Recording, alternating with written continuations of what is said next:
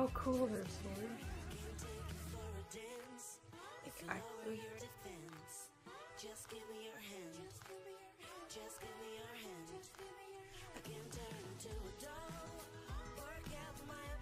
Hey, Oma. How you doing? I'm trying to pick, I figured I should put something else on for the day.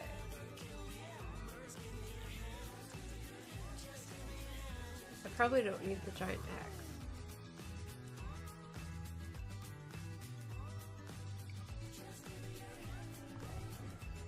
You're about to head to work? Okie doke. Well, I hope you have a good day at work.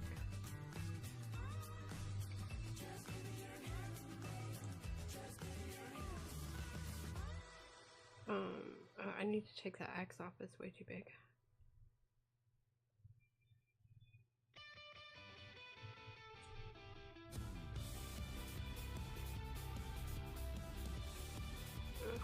It's very hard to see these. They're so tiny.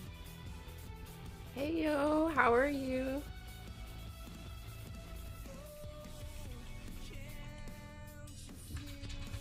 It's my monthly visit.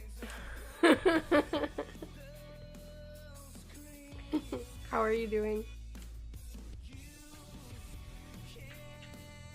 What is that one?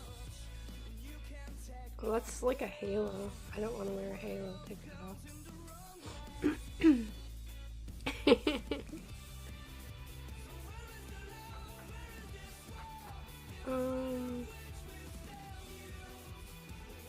I can't think of what I want to wear here.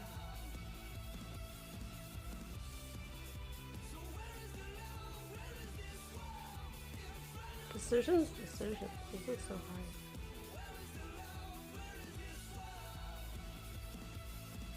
My shirt has a necklace. What are these things? It's like a halo thing behind you. I don't need that either.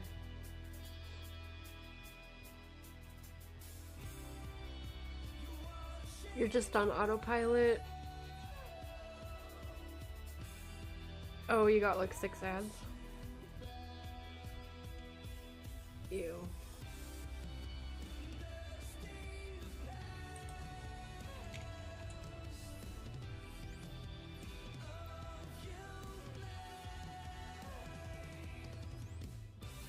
Probably don't need it. I probably don't need a thing on my head. Those look like collars. Maybe a sword. There we go.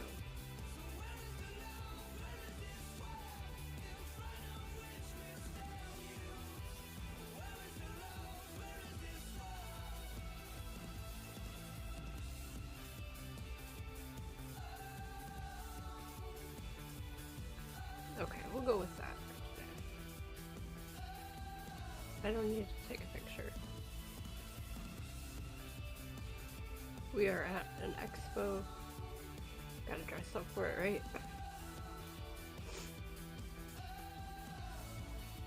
We should have trailers starting soon before the show.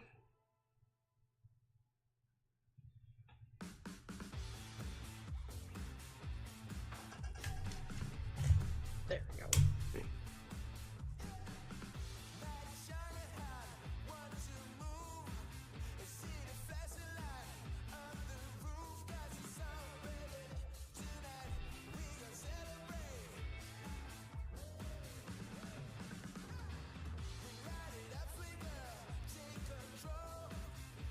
I do need to make some more coffee before this starts.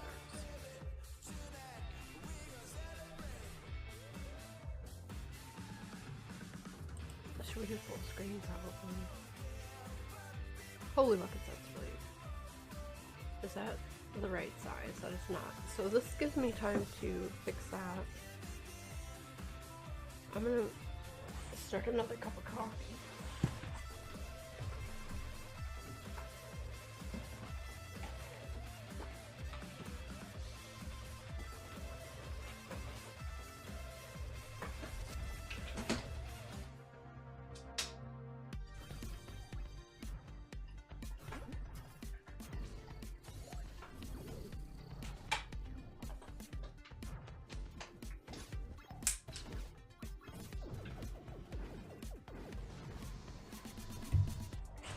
Oh, we got trailers.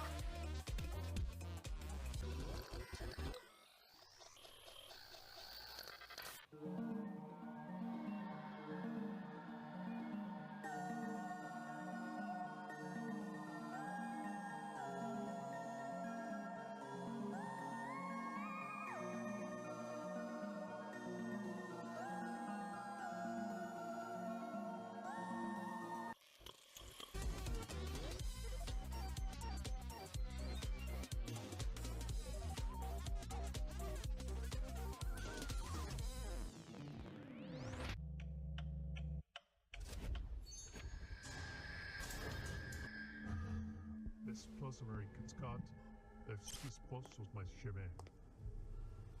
Kosit akudak zektie almad yubi instead. Duck hacket tabi glad soda. Tabi surround store. Yibi day to eat beche. Mushroom, short, also taunting.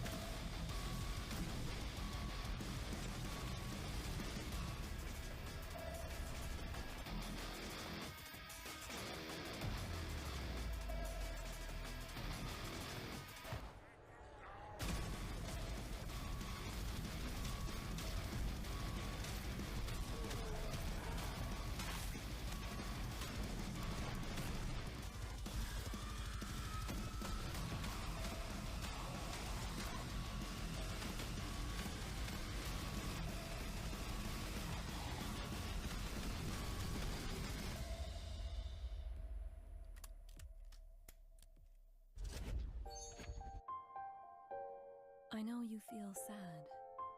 The fears, the doubts, the pain deep inside. But you are not broken. You are perfectly good. You matter. And your life has a meaning.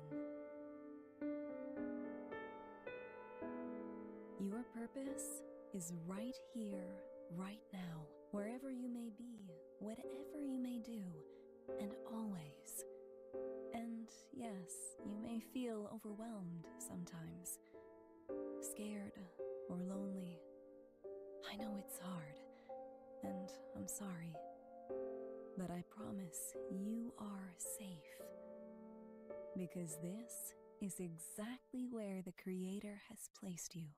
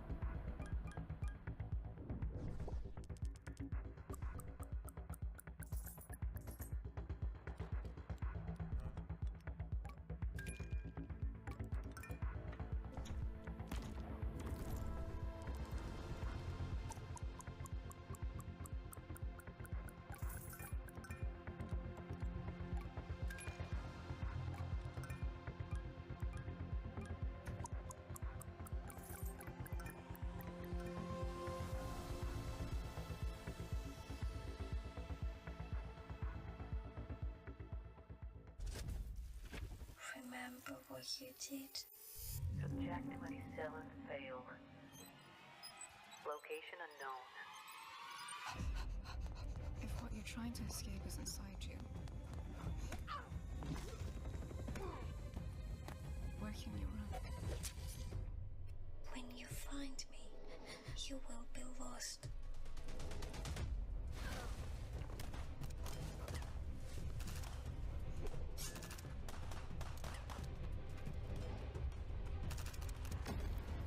The experiment didn't fail. It merely remembered its purpose.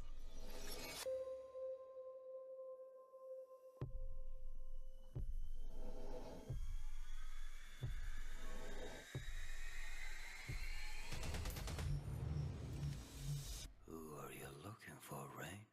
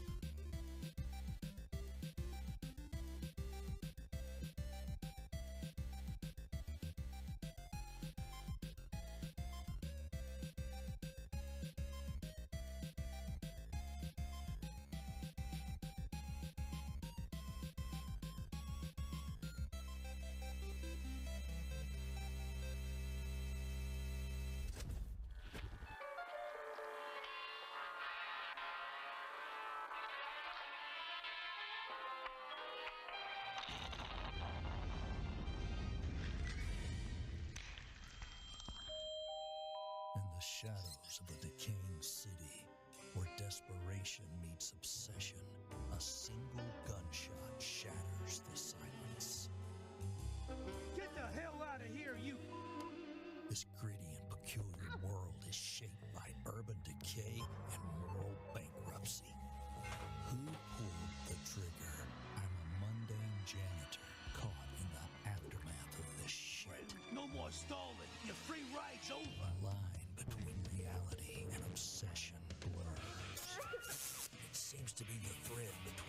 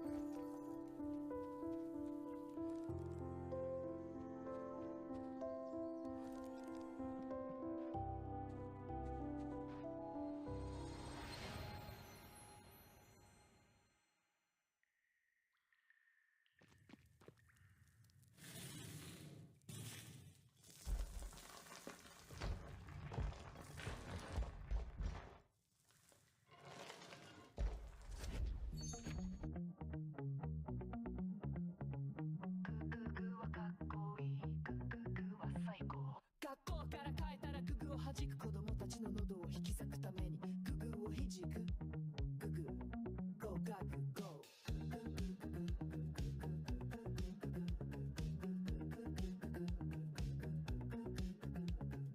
ググが大好きグググをヘジコ一緒にググを弾いて私ゴーゴーグー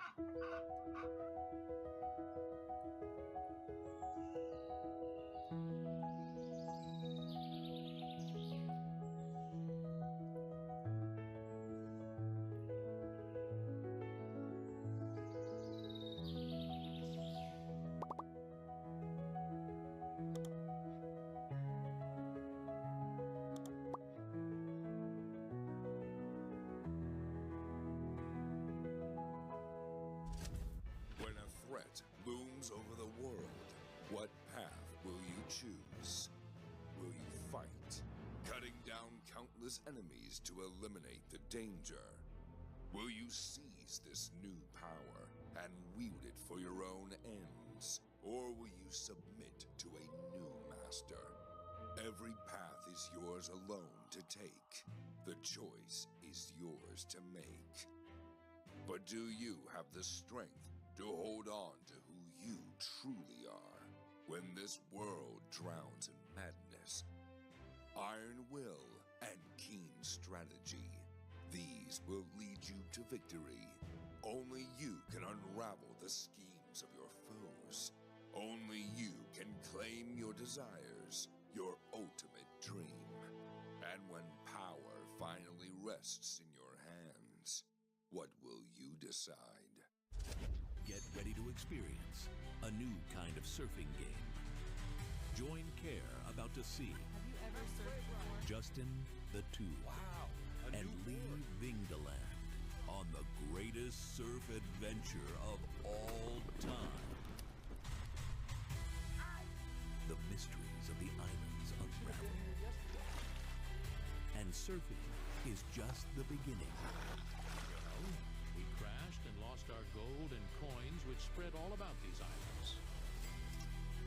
If you return it to us, we can get the energy source and replace fossil fuels with it and save the world. But what's in it for me? You mean besides saving the world?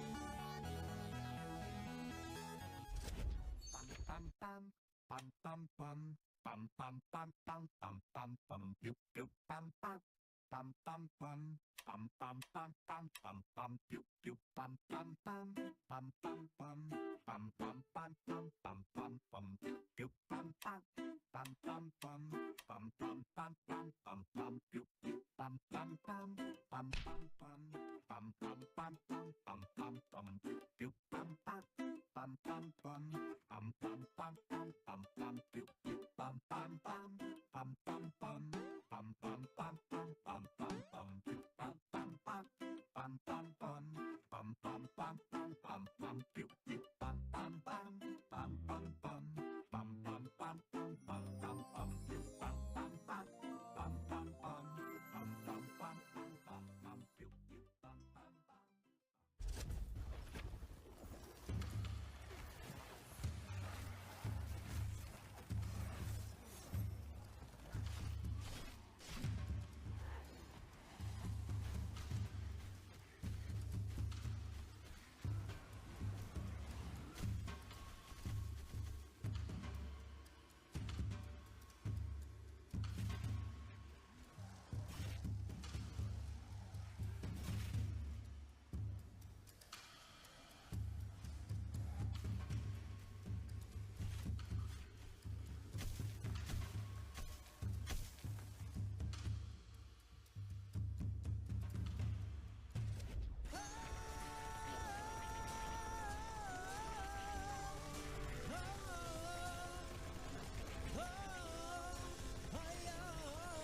This is not the greatest game in the world, no.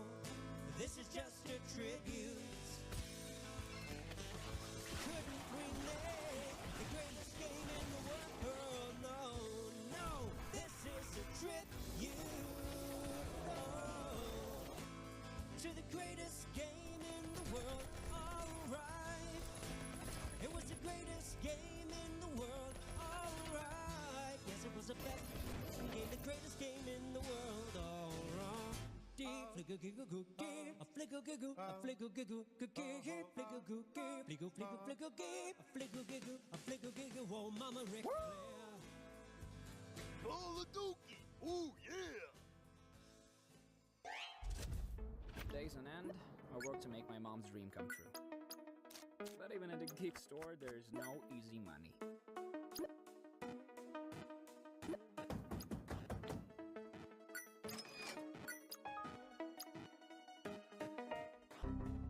Where's the money, Kartovsky?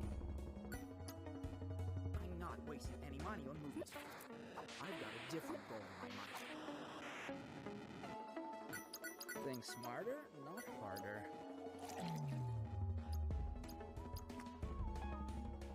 I'm not a businessman. I am a businessman. Your wish is my command for the right price. Well then, mischief managed.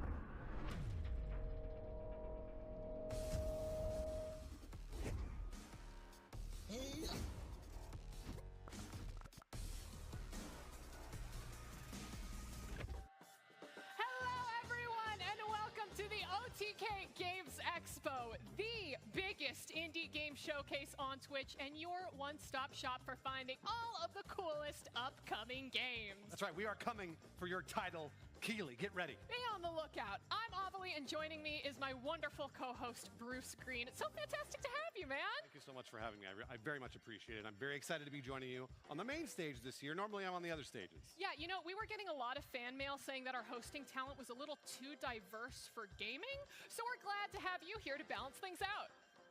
I wear it as a badge of honor. Wonderful.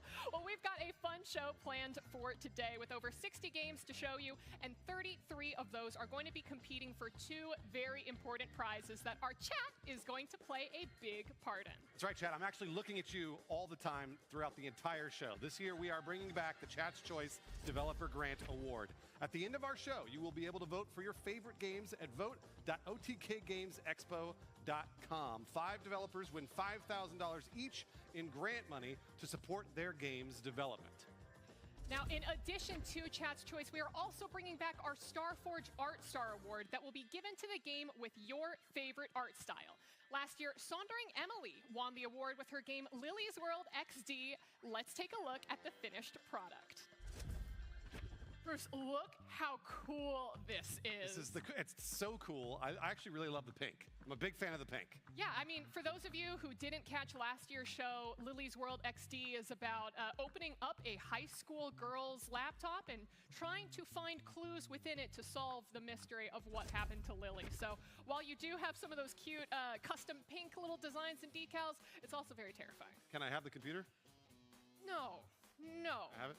Maybe, you know what? Create a game and maybe we'll get you one of your own in the future. Now listen everyone, before we jump into the show and share our first game with you, we wanted to give you a quick tutorial on how our OTK Games Expo extension works, since it'll be very important for wishlisting games throughout the show. During and after each of our trailers, you'll see a little window pop up in the bottom right corner of your screen if you're watching at your computer. You can click on that button to take you to the games page on Steam to wishlist.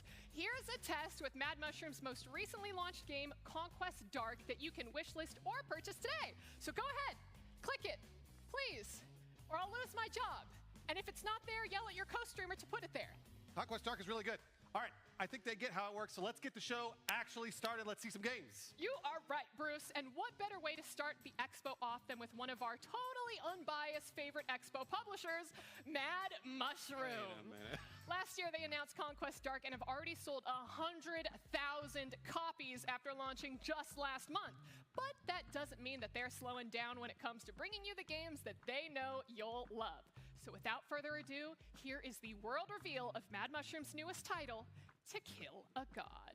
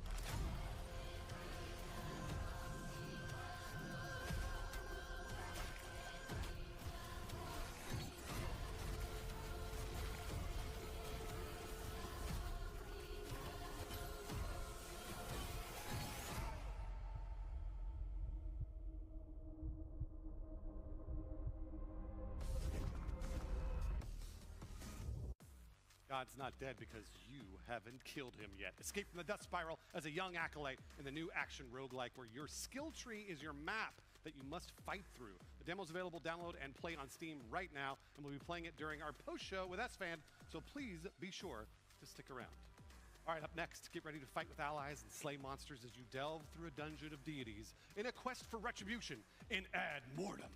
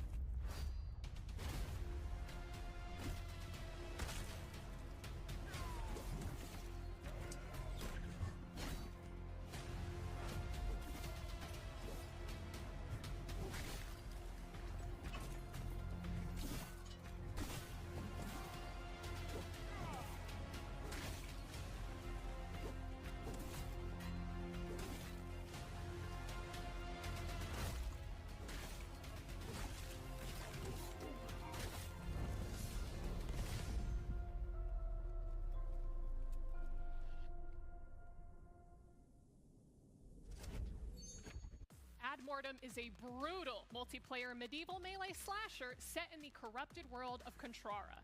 You'll be able to jump into team-based PvP combat against others when the game drops. But until then, you can wishlist on Steam and support their Kickstarter campaign when it launches later this year. We have another world reveal coming up for you next, so if you're feeling adventurous, pack your bags for Hole on Island and get ready to take on the Critter Club Challenge in Critteruptors.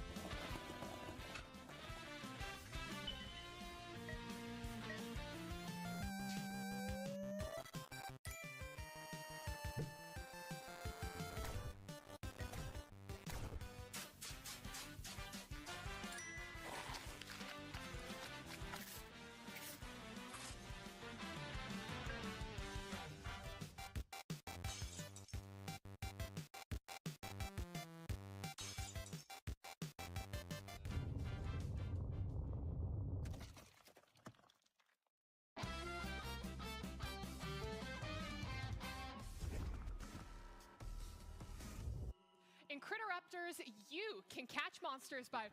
What is this? Cease and desist. What do you mean from the patent office? What is this? When was this file? Capture new critters and personalize your own team to become the greatest critter trainer around. The Critter Raptors, available wishlist on Steam today. Okay, let's move on. Let's move on. Fight to survive and uncover the secrets of a failed deep space experiment in this sci-fi FPS roguelite, Moros Protocol.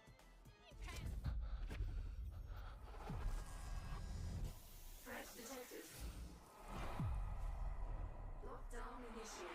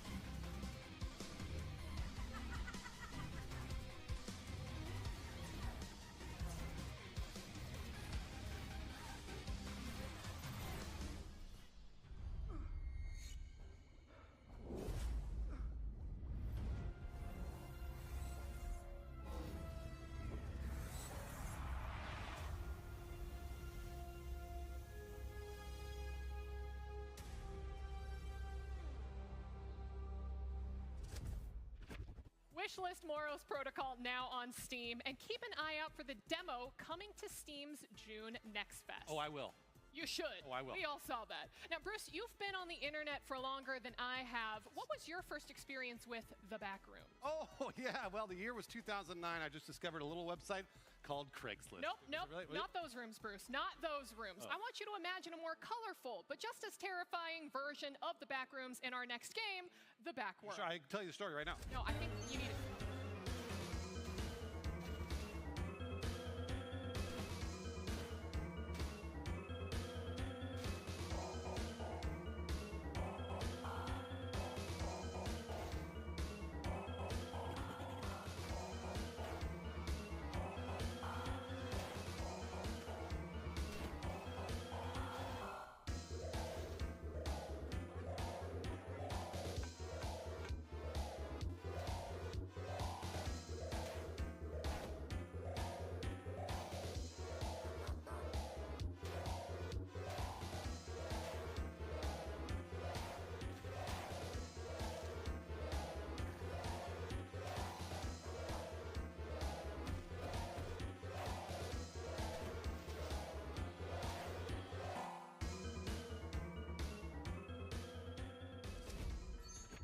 Slip between the cracks of reality into a broken world where danger awaits at every turn in the back world, not the back rooms, like I said before.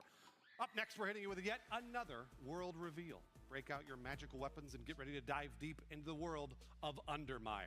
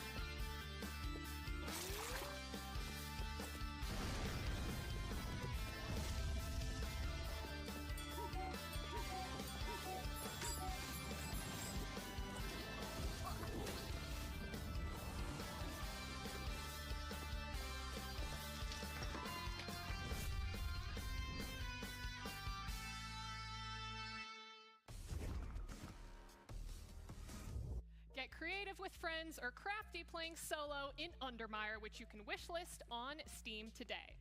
Last year, we showcased Broken Lore Unfollow, where you live out every streamer's worst nightmare, falling off. Now they're back with a new trailer and a new title to share with you. Play Broken Lore Don't Watch on Steam and wishlist Broken Lore Unfollow today to face unspeakable horrors.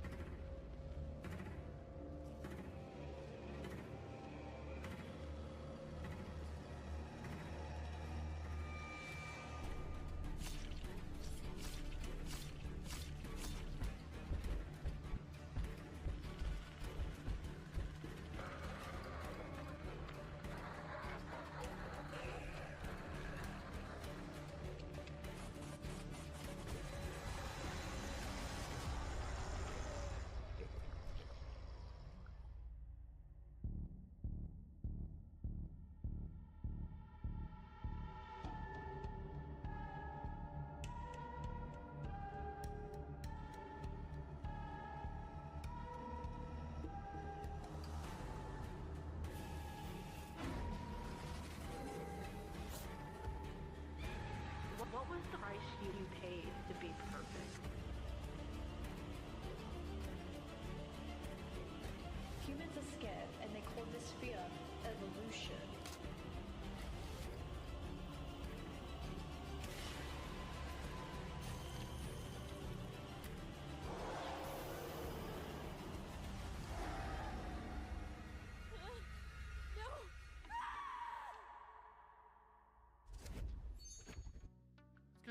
Our next game comes from our youngest developer in the showcase. At only 7 years old, Logan and his dad have been working on their very first game, Pigeon's Mission, and can't wait to share it with you.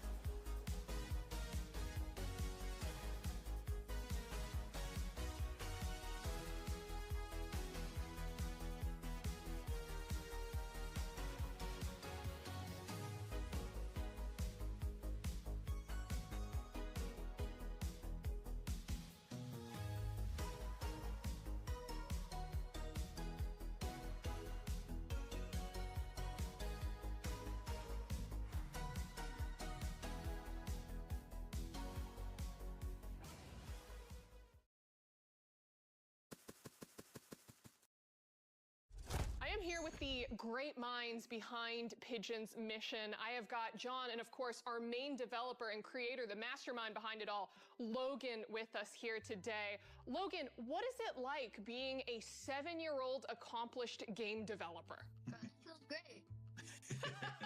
As I understand it, you were the one who created the entire idea behind this game and all of the characters. And I know that you actually brought some sketches of the characters today. Can you show us and tell us a little bit about your artwork? If this is the original sketchbook, I'm going to hold it up for you all to see it. So the first one is named Spiky the Snail, and he runs after Archie and bites him, but he's pretty fast for a snail. Bushy bushes is like if you want to slide under something like a really long way, but some bushes can be there, and then if you do it at the wrong time, you can get hit by it. Oh, but if wow. you do it at the right time, then you can dodge it. It's a woodpecker that like pecks the trees and walls. So then the wood particle can fall on Archie. And hit him. But Logan, all of these enemies and kind of creatures that are in your world are so creative. Where did you come up with the idea for Pigeon's mission? I just made them up. You made them up? What made you want to make a game? Okay, one time I saw like a board game and like a 7 or 8 year old made it and I wanted to do the same thing. Have you told any of your school friends about the game that you're making? They're excited to play the game. Also, to add on, didn't you say they didn't believe you at first? Yeah, they didn't believe me at first. They were like, "You're not making a game." Have you had them try to play test it at all? Yeah, we're going on next Friday to the school to show them all the game, let them play test, bring some goodie bags with some like Archie and Pigeon's mission goodies. So he's excited. We're preparing now. We got to get the presentation and good stuff in there, but it's gonna be a lot of fun. My final question for you, Logan, is Pigeon's Mission the only game that you're gonna make, or are we getting Pigeon Mission 2? Are we getting Pigeon Mission 3? Where do you see your career, buddy? I mean, the only way we're gonna make Pigeon Mission 2 is if we sell enough copies. That's a good answer. John, I have to ask you then, how proud are you as well, listen, I was going to say father, but I think you're the assistant in this case. How proud are you as the father assistant of Logan? I'm so proud. You know, this all started where Logan was like, I want to make like my own movie. So I had the camera set up and he made like this own like at-home film with his little Mario action figures. And then shortly after that, he was like, I want to make a game. And so just seeing his ideas and all these things flourish, him acting out the characters and just coming up with all these worlds, man, I'm so proud of you. Logan had so many ideas that he wanted to do. I was like, you know what, I gotta let him do his whole vision. You know, he's the director, so you gotta let him do his thing. Logan, John, thank you so much for taking the time to speak with us. And that's it from us here. Thank you guys so much. What do you say, buddy? Bye. And you should wishlist my game, A Pigeon Mission.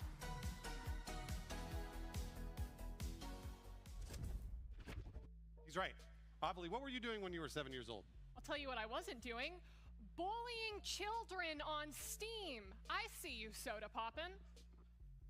Well, when I was around 7, I was breaking out my Atari and I was playing classic games. Like our next trailer, this one is sure to hit all those 80s kids watching.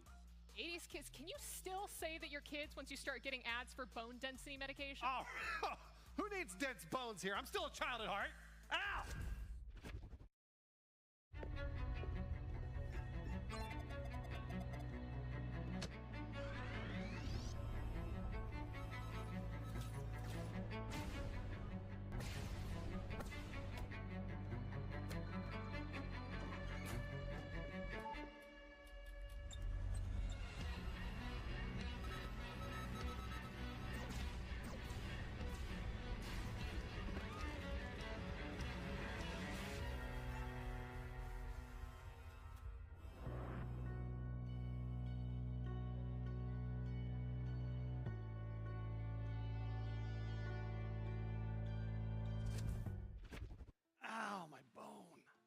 Wishlist Missile Command Delta on Steam today and get ready to relive that good old Atari nostalgia. Up next, in Fellbound, you explore the abyss of an ancient temple with weapons, spells, and ephemeral blessings. Save your friends and become a powerful god of destruction, but not necessarily in that order. Take a look!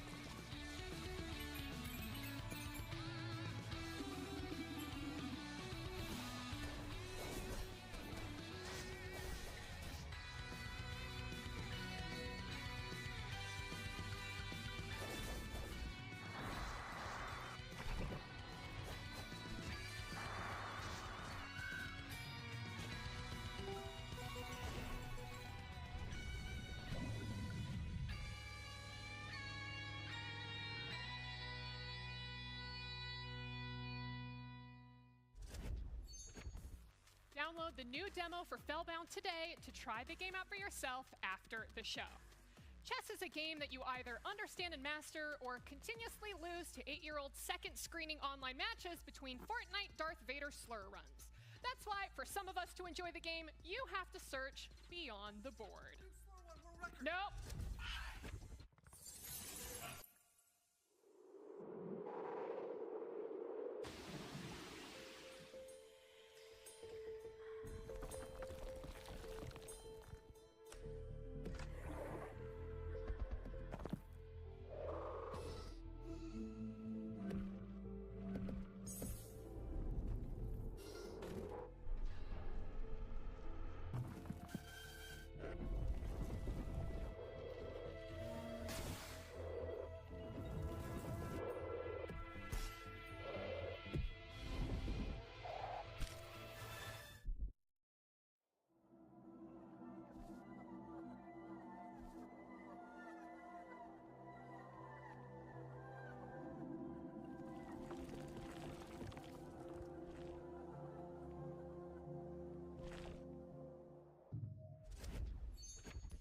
Beyond the Boards demo is out now for you to play after the show.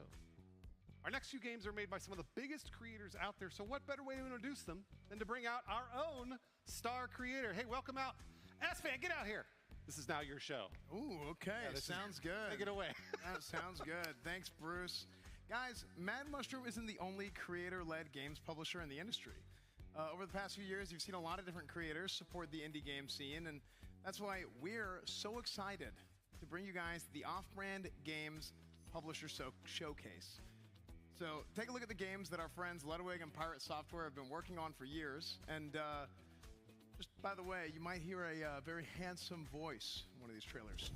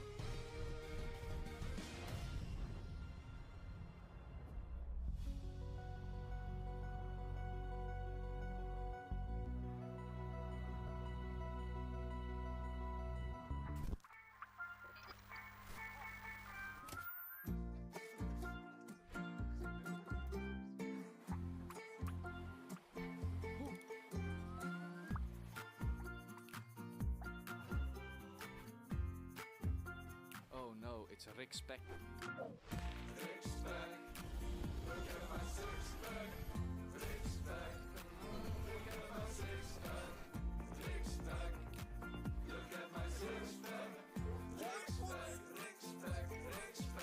If you lose, I will take over your world. Where do you think you're going? People often say they like my style, but I never know what they mean by that. Hi, you think you can defeat a star player like me? Bring it on. I'm one of the Oracle star players. You don't stand a chance, dude. Beautiful blow move.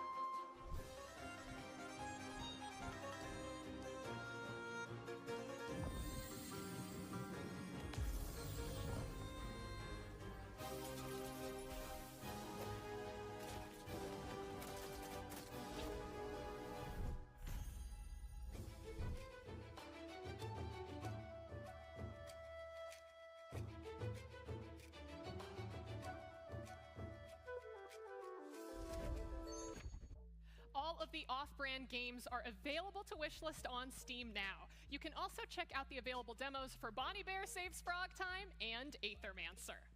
Growing up, I played a lot of point-and-click adventure games like Nancy Drew, Monkey Island, Detective Barbie 1 and 2. Leisure Suit Larry 3, Passionate Patty, and the Pursuit of the Pulsating Pectorials, right? Those are definitely... The complete compilation? You played that one? We're going to have to go through your browser search history, Bruce. But listen, I haven't seen anything like our next game, Neo Junk City. What were you playing as?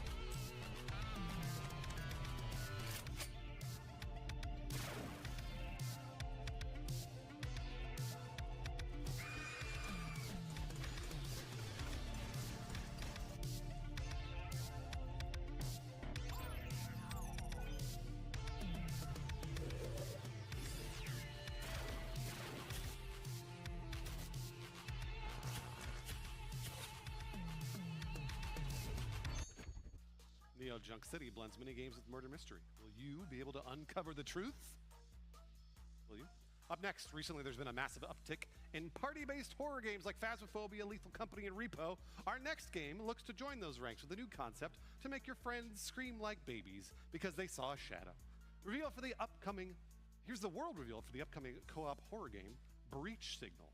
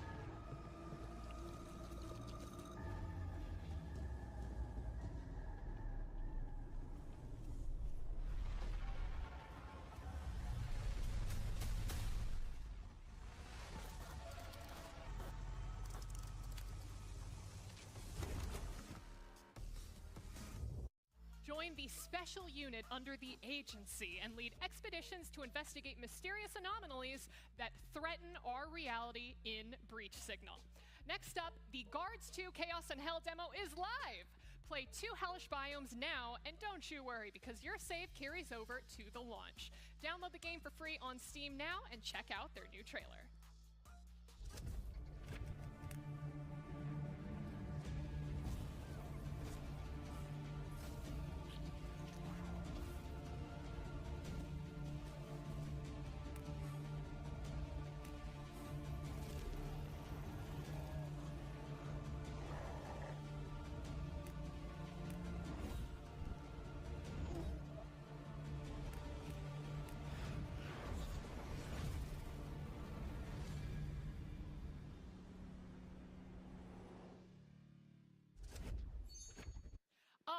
Now for our next game and trailer, Bruce, what are you doing? I'm being a gamer! Roll that Morgenstern trailer!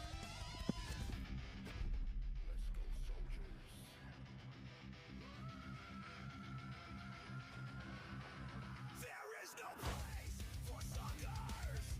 Join the army and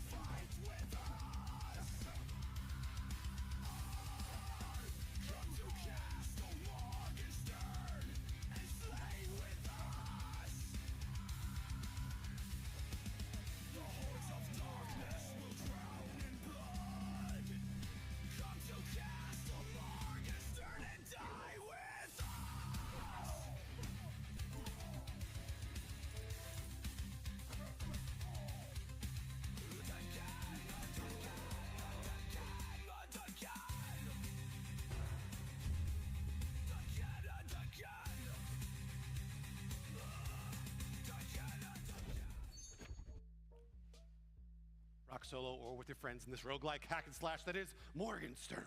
Their demo's available on Steam right now for you to jump in after the show. Up next, our next title is a sequel that brings us back to outer space with nothing but a crowbar, a dream, and a chicken. Duct tape your way through the void like cosmic MacGyver in Breath Edge 2.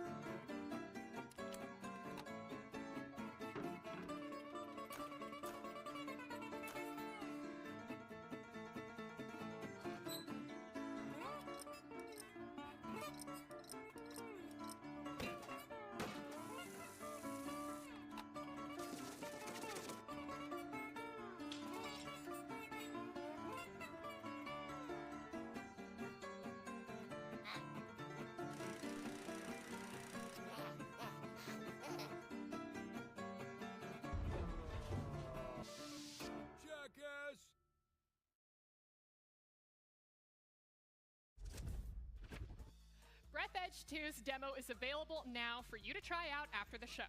Or you can play a little of Breath Edge 1 after wishlisting. We've got one more game in space for you. Starbirds is a relaxing asteroid base building and resource management game. Discover and mine countless asteroids, create production networks, and guide your flock of spacefaring birds to new interstellar horizons. Wishlist today.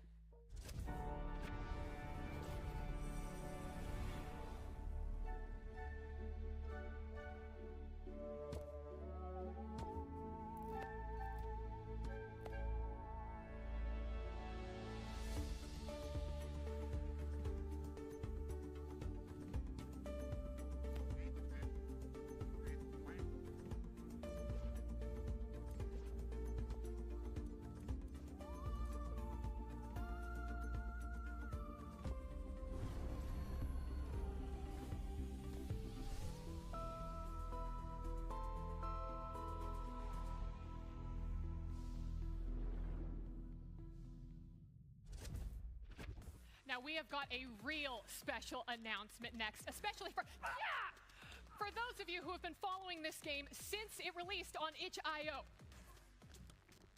In our next game, you play as the final boss, defeating the puny hero trying to fulfill his quest. But of course, they fail. Roll the trailer.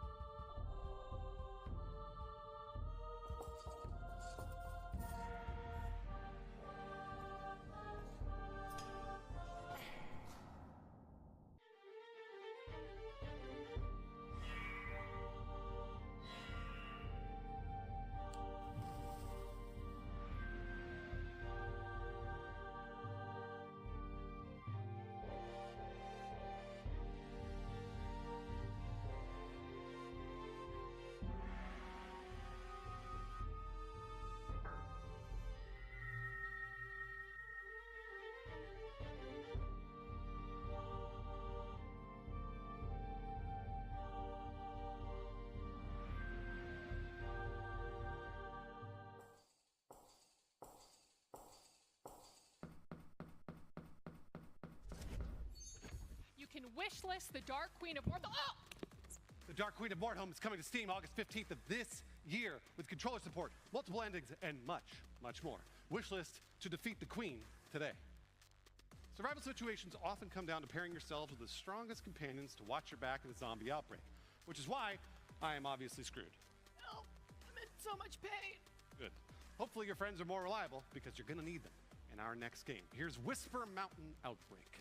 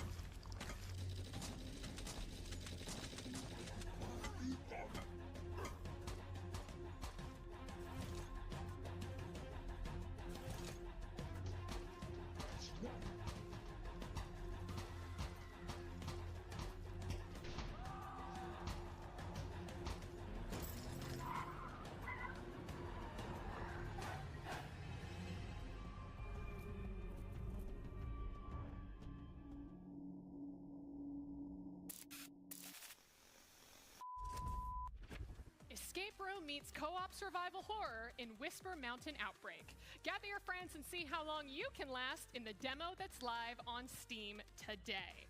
Our next game comes from the publisher Critical Reflex, who has been an Expo regular at this point. Get ready to blow stuff up strategically with their auto-battler roguelike Deadlock Station, which has open playtests now and will be launching later this year. Check it out. Deadlock Station needs its heroes. This isn't a drill, Commander. Position your squad wisely and stay frosty. The battle will unfold on its own. Since soldiers have game-changing abilities, charge them mid-combat and unleash them at the most opportune moments. Explore the wasteland with your squad. Unlock exclusive missions, legendary loot, and uncover their stories. Lots of heroes to command, yet the swarm never quits. They just keep coming. Failure is just a setback. Rearm, re-engage, bring the station from the ashes. Improve the ultimates, upgrade the gear, while other factions squabble over nothing. Merge auto combat with direct control and dominate every encounter. Use anything you find on the battlefield. Traps, turrets, acid pools, and a dozen other ways to crush your foes. No two battles are the same. Adapt or flatline. Deadlock Station awaits. Lead your squad, unravel the alien threat, and reclaim New Earth's future.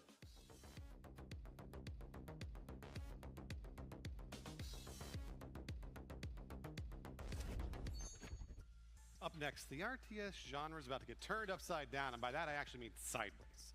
A fight on land, ocean, and the sky against hordes of enemies trying to lay siege to your castle in realms of madness.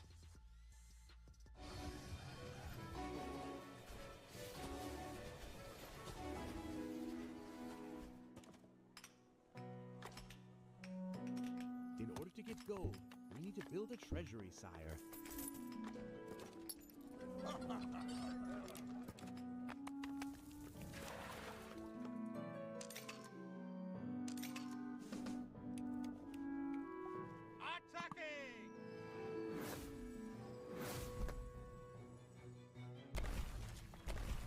Witness me, warm light. I am the fracture in the firmament.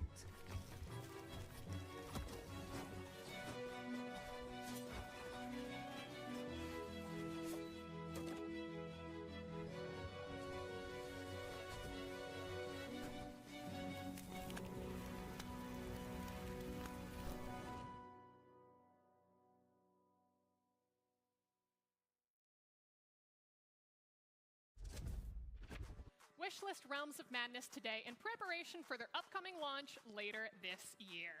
Classic Doom is great, but low-res hell can get depressing. Fortunately, I can now shotgun things in a pretty forest, courtesy of the new boomer shooter, Project Amica.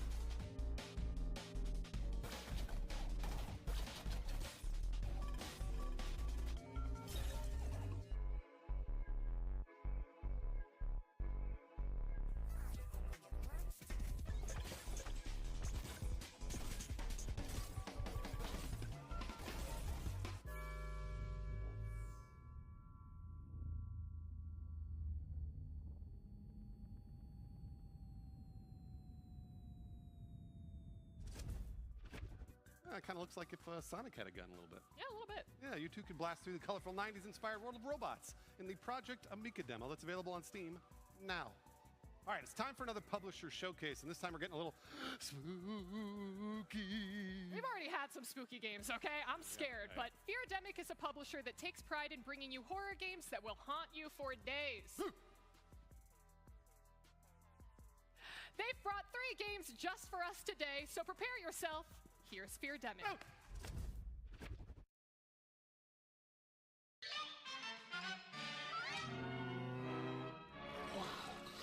Bonzi?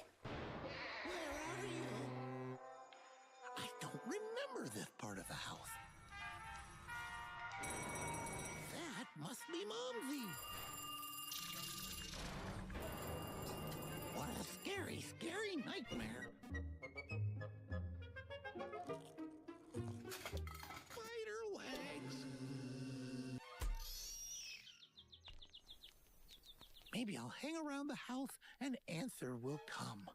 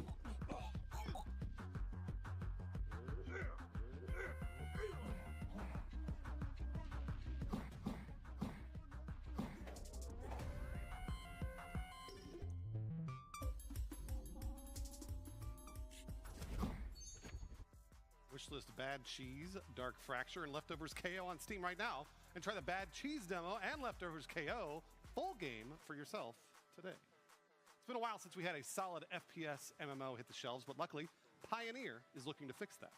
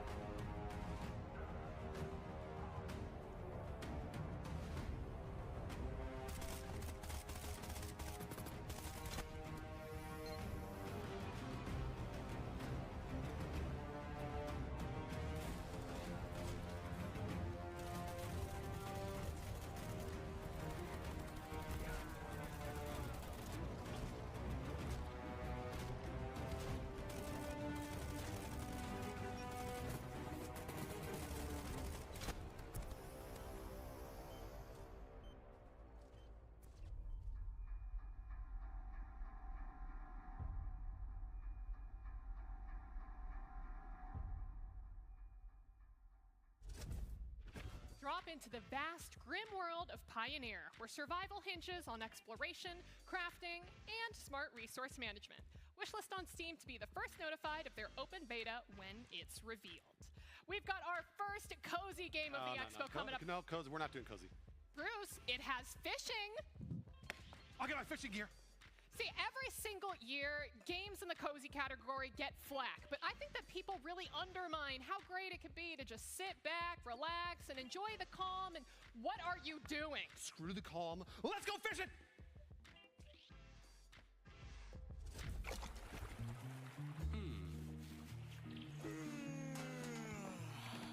Fishing can be a total snooze fest, right? But not this one. Got it!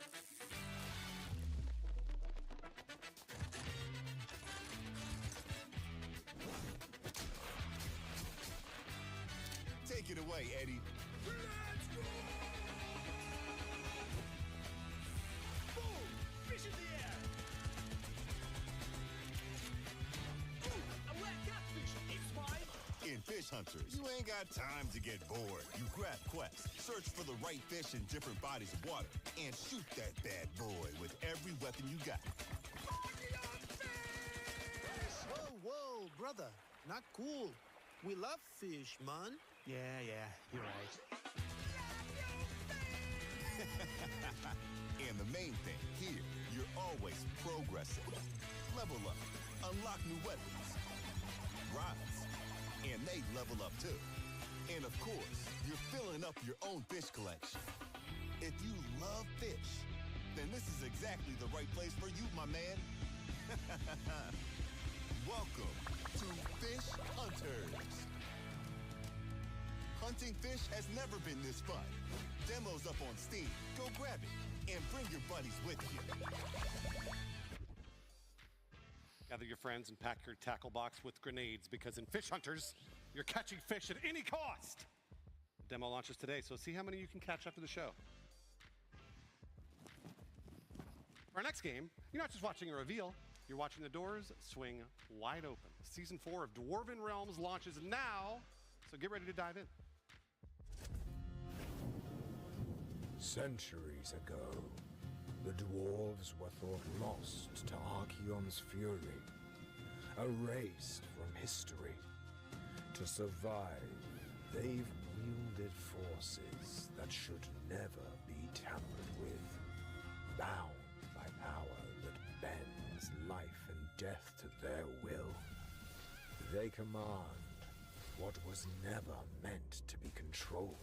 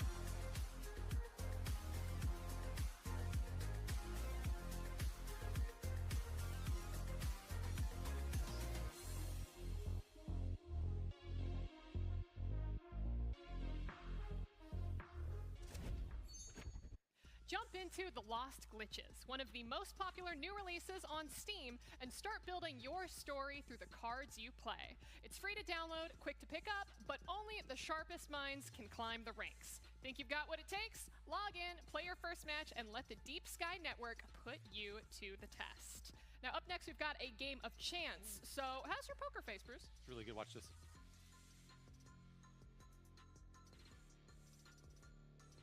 Can you tell what I'm thinking?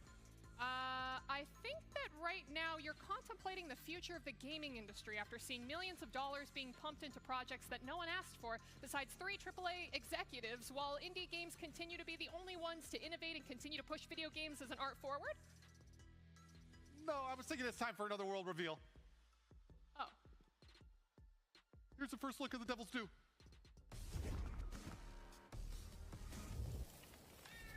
Jack was a gambler, bold and sly, stacking his stacks under the Texas sky.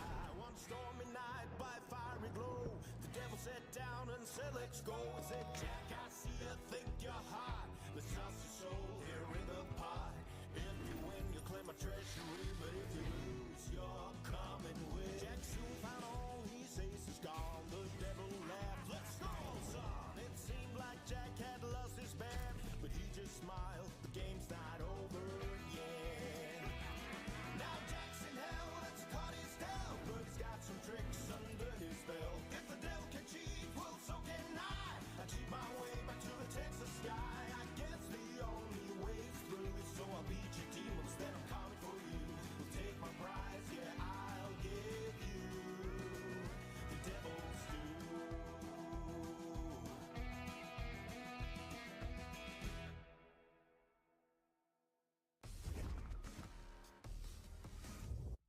Feel your way through the 7 layers of hell to cheat both fate and the devil in the roguelike card game The Devil's Due. Wishlist on Steam to fight through your demons when the game launches. Now, sometimes it feels like new horror games aren't quite living up to the dread and trauma inflicted by old school games like Silent Hill and Resident Evil. Luckily, our next game's developer has been working on what he calls a love letter to the PSX era survival horror games. Here's Flesh Made Fear.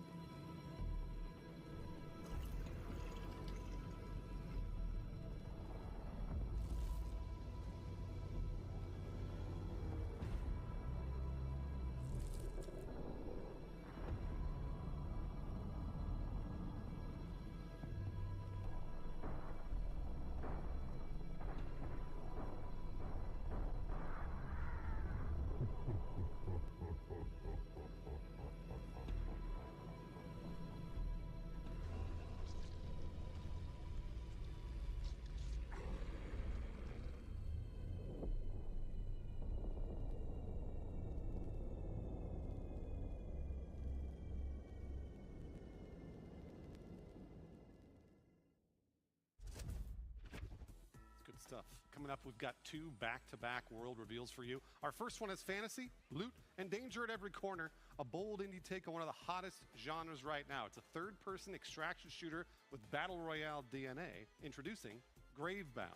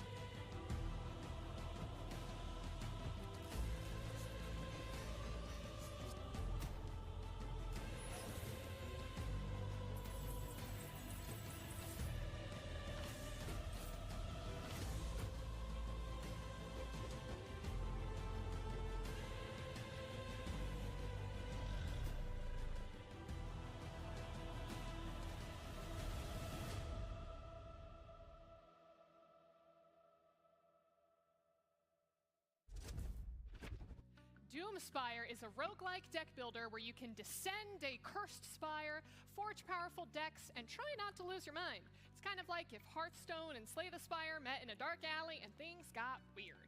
Be sure to add both Gravebound and Doomspire to your wish lists today. Now, speaking of things getting weird, did you ever watch that old Seth Rogen movie, Sausage Party? That's the one with the talking hot dogs making dick jokes? Yeah, it was my favorite movie as a kid growing up. Well, our next game is like if Little Nightmares took place in the world of talking hot dogs and food. It's not a kid's movie. Well, I think it looks pretty good. Let's take a look at Melted Time. No, watch what happens.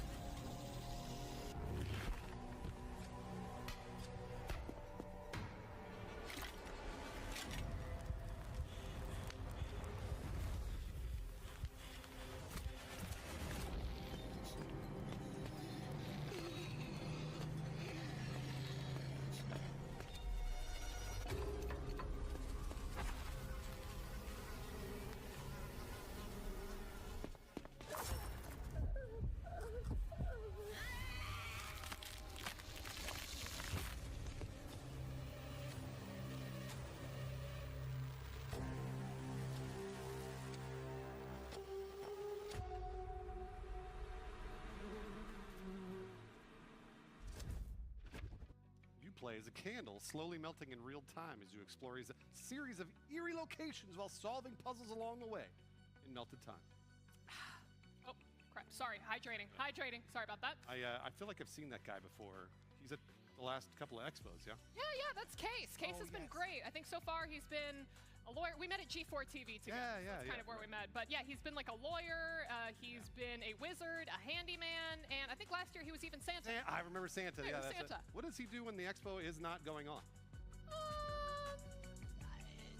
That's a tough question.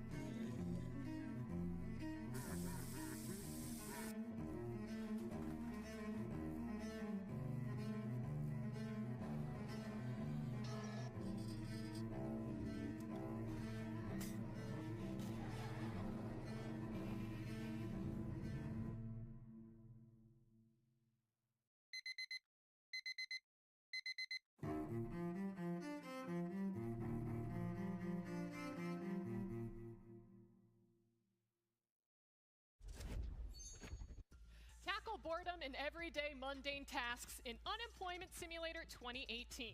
I actually once had a roommate that never cleaned his toilet because he thought that the flush would be the thing to get all the poop stains out of the bowl.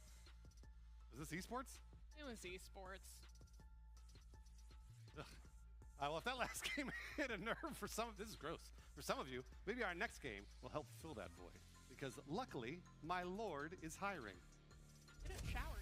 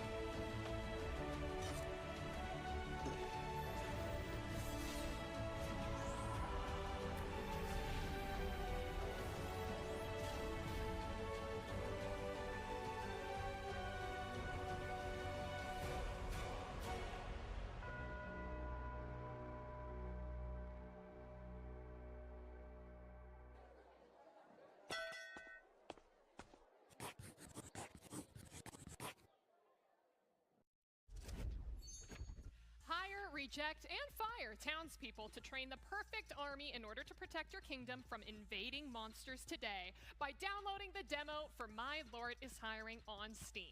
We have another returning game to the OTK Games Expo from last year. Shadow of the Road is a story-driven turn-based RPG where feudal Japan meets magic and machine. Assemble your team from a diverse set of characters and test your skills against yokai and steampunk contraptions. Wishlist Shadow of the Road on Steam today, but before you do, take a new look at the game.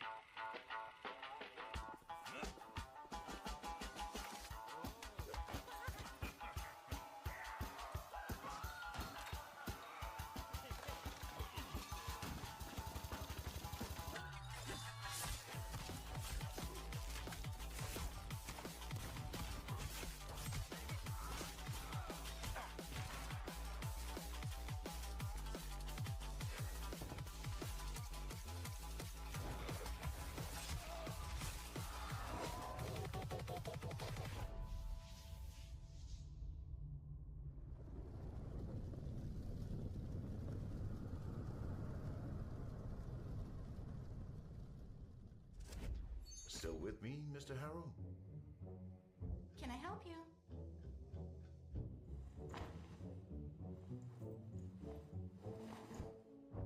Still with me, Mr. Harrow? Can I help you? Give me my coffee, you jerk!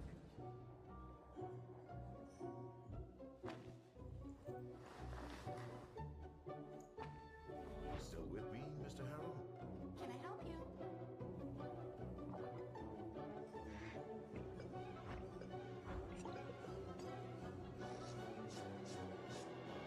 Still with me, Sister Harrow? Sister Harrow? Sister Harrow? Can I help you? Can I help you? Can I help you?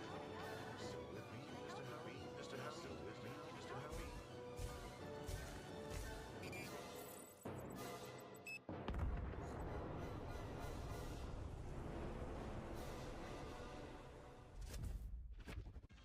Rue Valley is a narrative RPG about a man trapped in a time loop surrounded by a colorful cast with complex emotional stories and unexpected secrets. Wishlist Rue Valley on Steam today.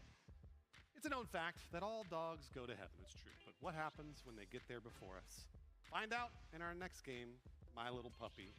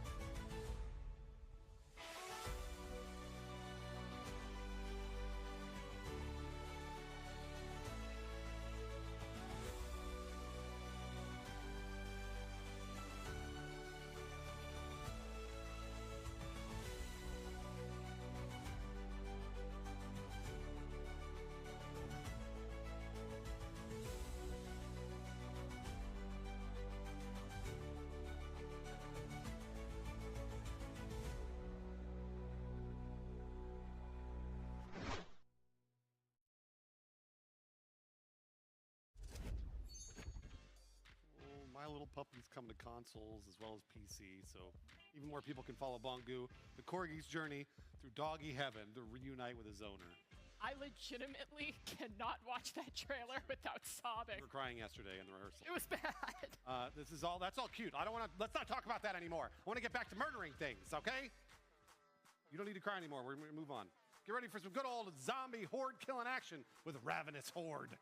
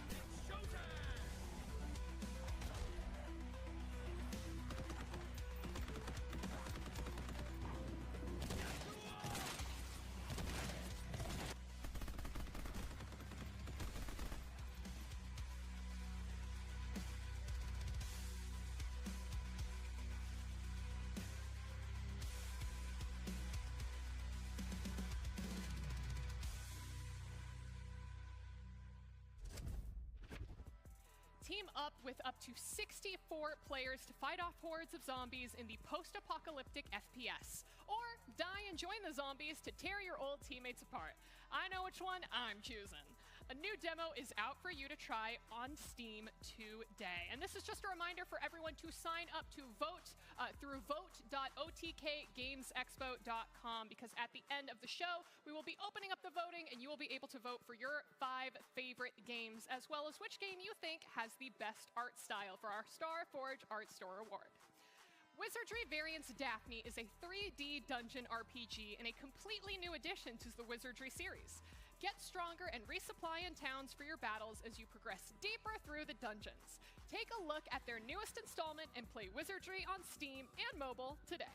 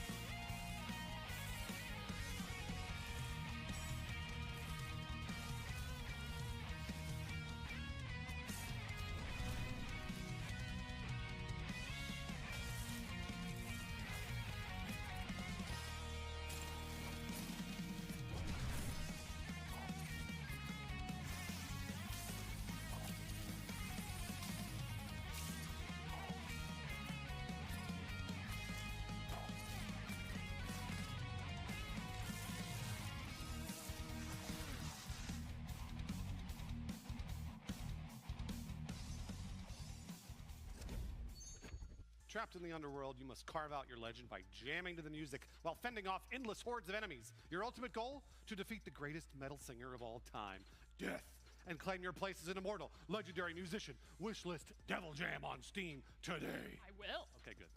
Now, before we introduce our next game, I want to show you something very special to me. Are you ready? Yeah, what do you got? Oh my gosh, what's that? This is Gundozer. He's an Archaeopteryx from Shonen Garbage 3.8. He uses his penis as a weapon. Oh, we didn't put that in the script for a reason, Bruce. You can't say that. But you know what? It's fine, because I actually also brought my favorite minifigure too.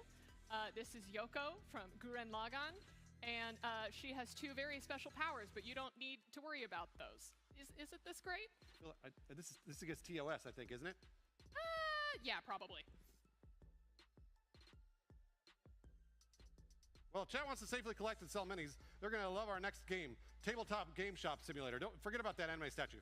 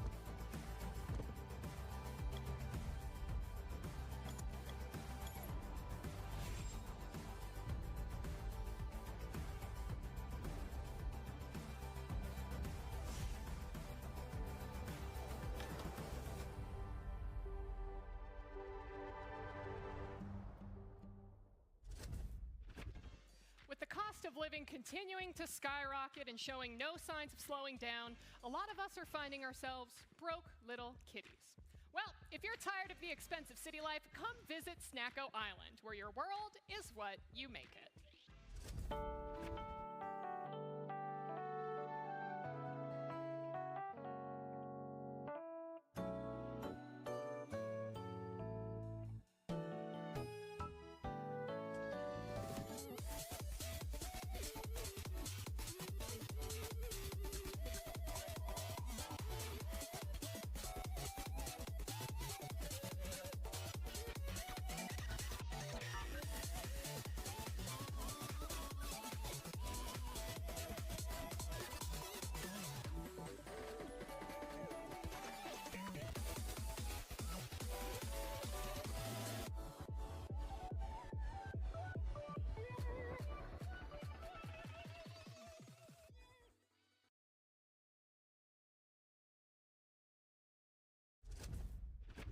Snacko has officially launched into 1.0 and is available for you to play on Steam now. So start building a home for you and your furry friends today.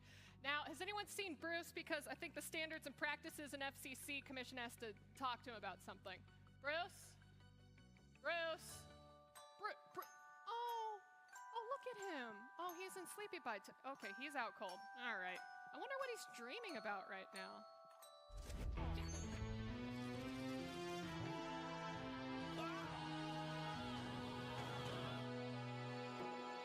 Mr. Sleepy Man sleeps all day and night. Mr. Sleepy Man dreams of a better life. But things happen differently. If he was working hard rather than sleeping, he's lacking some energy, but it's mostly because he's mean. Mr. Sleepy Man sleeps all day and night.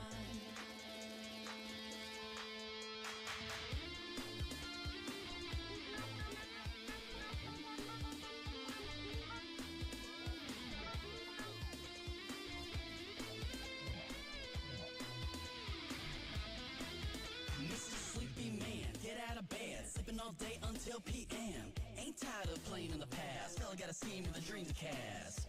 Cash is sheep, you don't see him coming, cause he's a real mean green slipping demon doubling. I ain't bluffing, you can't cuff him, you got a boogie in his nose, but you still love him. Mr. Sleepy Man sleeps all day and night.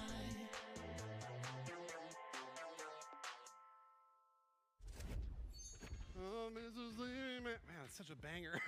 I replayed that trailer multiple I know, times. you were singing it yesterday to me before we even watched it. It's so good. It's so good. All right, cause chaos in bedtime town and Mr. Sleepy Man after staying up way past your bedtime like I literally always do. Yeah, no, you were conked out. It felt really nice Does though. that happen when you get older? All right, Amelie, we're not separated by that much here. I mean, you were part of the original G4. So what?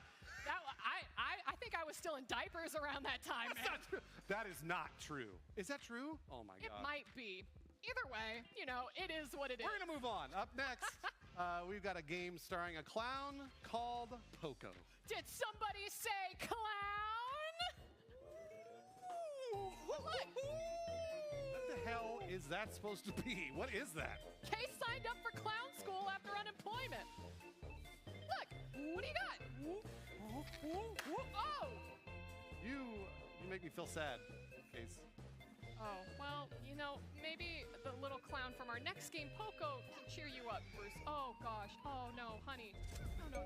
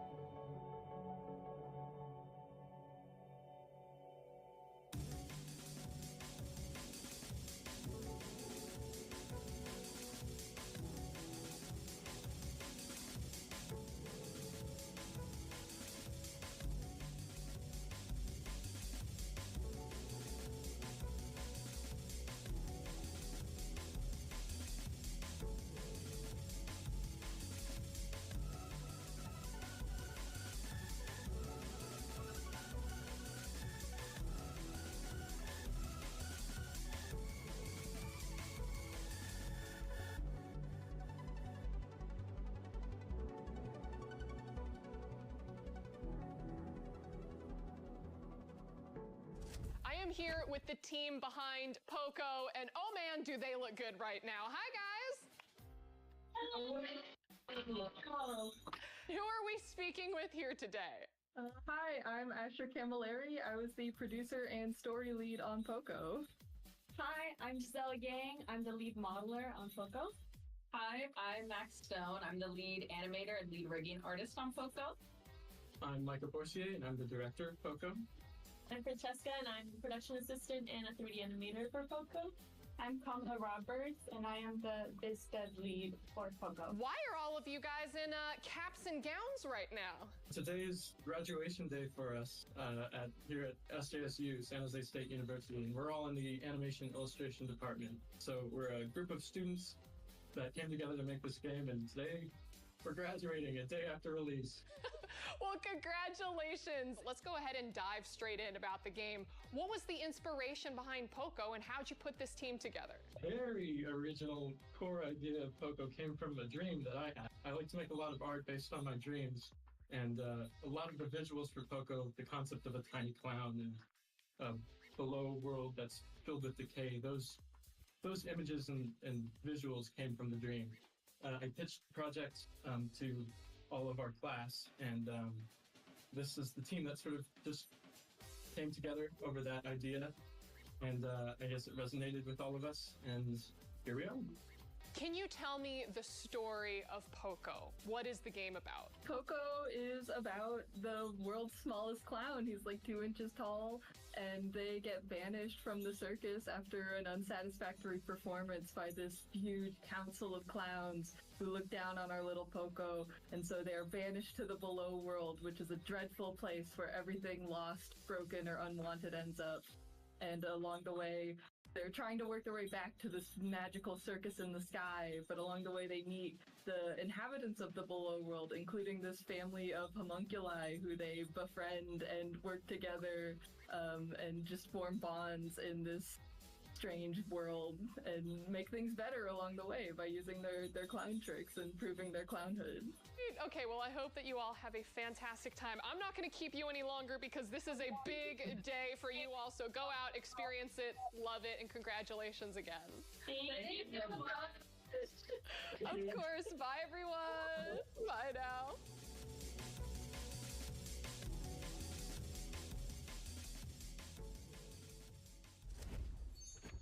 Up next, Toland Survivors is a new kind of horde survivors game combining the best from ARPG, roguelite, and Souls-like genres. Fight through the hordes of orcs and bosses to cleanse Toland Peak when you play the game at toland.io. Take a look.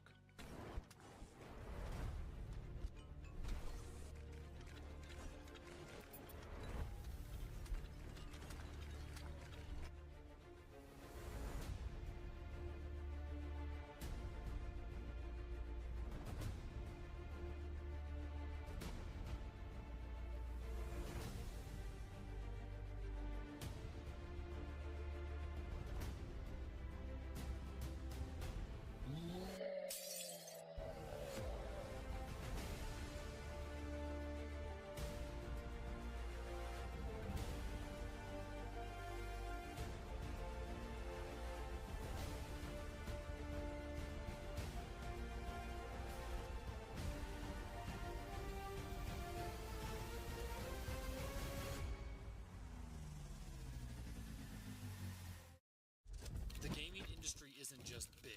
It's a colossal $240 billion universe where millions log in, play, and interact daily. And we are going to revolutionize that universe forever with Raijin. Raijin is rewarding gamers for doing what they love most, playing video games. The most popular, most adopted, and most fun games. Raijin will integrate with every Steam account, opening the door to over 100 million gamers to join the Raijin ecosystem. And the best part is, Raijin will let you convert your Steam achievements into real-world rewards. It's time to reward gamers for gaming.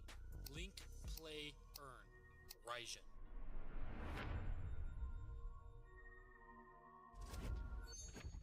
Raijin helps players find great games and gives them the spotlight they deserve.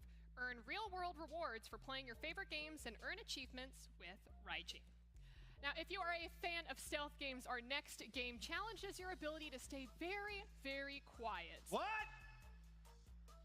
and dive into dungeons to steal as much treasure as you can from unsuspecting monsters. But whatever you do, make sure that you don't wake the beast. Do you not have a volume button? I can't hear you.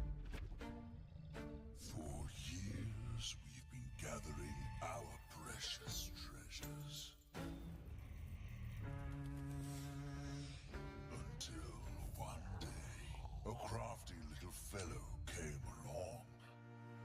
He started stealing our treasures and giving them away.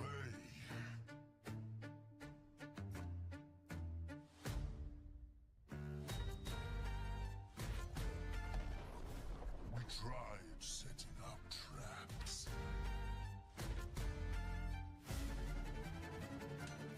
But when he reached the vault, we had no choice.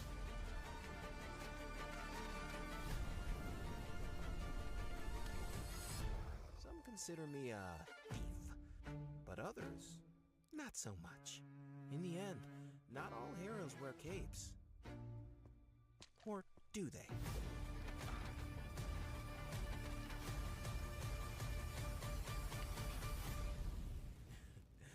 Who says a hero can't be a little sneaky? Wishlist, don't wake the beast to start collecting your treasure when it releases.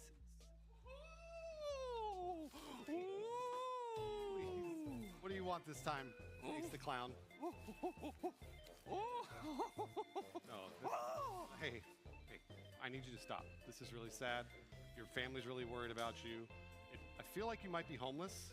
I'm kind of worried about. Is there any way I can help you out? Maybe get some. What item? What?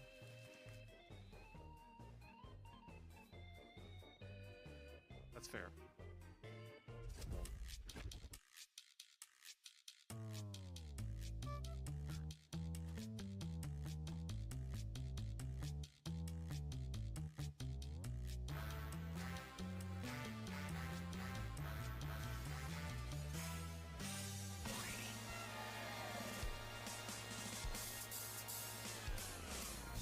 Special delivery! Now that's a punchline!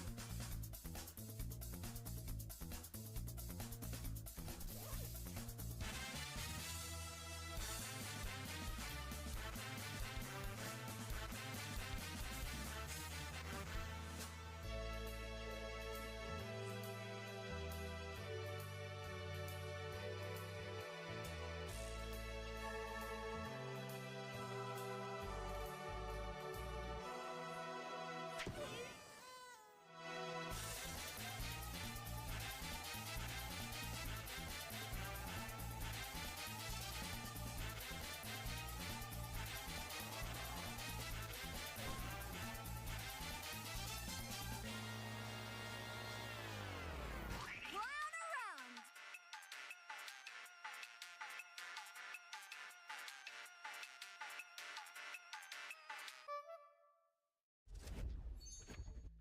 Pie and prank the people around you this fall in Clown Around on Steam.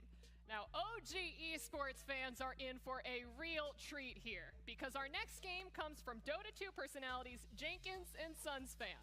This dream duo has created a free-to-play, fast-paced auto battler, where legendary figures from history clash in the afterlife using relics of power. Introducing Relic Arena. Introducing a free-to-play auto battler from the unhinged minds of Dota legends Sunsfan and Jenkins. Battle in arenas of great significance. Play as leaders that had profound impact throughout history, such as Abraham Lincoln. 4 score, and I'm gonna you up. Cleopatra. Bow to me, or come closer and whisper your surrender. Harambe. Don't buy units like in other garbage auto battlers. You get them for free. Instead, purchase from many historic relics to equip on your heroes. Oh, that's a little too much cleavage for this trailer. Change that assassin into a tank. Much better. Now let's equip him with some historic relics. Go ahead and try a Trojan shield, and perhaps boxing gloves, and maybe a Kevlar vest. Now we need something truly remarkable. Wait, is there seriously a toilet in this game? Purchase more of the same relic to get upgrade paths. Max it out to get a juicy power spike. Juicy! Like the F1 rocket engine, which summons the f***ing moon. Build your own heroes. Create countless combinations. Defeat your opponents. Mock your enemies. You suck ass. Relic Arena. Taking auto battlers to the next level. Wishlist on Steam now. Be sure to wishlist Relic Arena on Steam now. For more information and to join their Discord, visit relicarena.com. And if you're a publisher or investor, their lines are open. So give them a call. Like an extremely blunt hinge profile, our next game challenges you to get creative with your tongue. I'm talking about the frog-based puzzle platformer. I'm really sorry about what I said earlier, too. You'll get it. It's time to get creative with our next game, Big Hops. Big Hops. It's about frogs.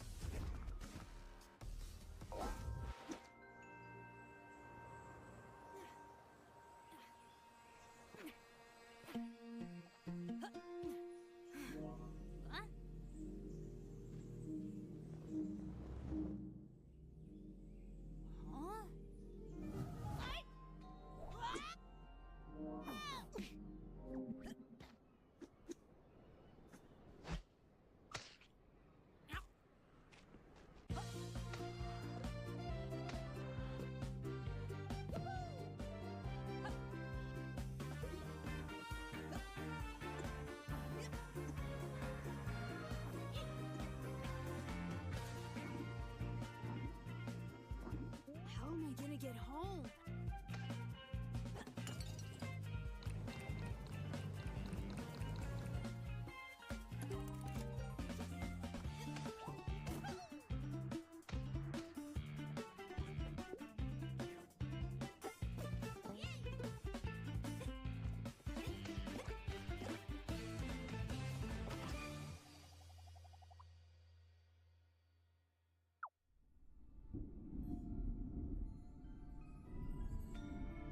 I'm waiting.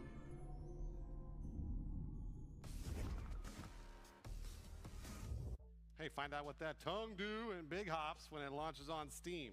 Dear God.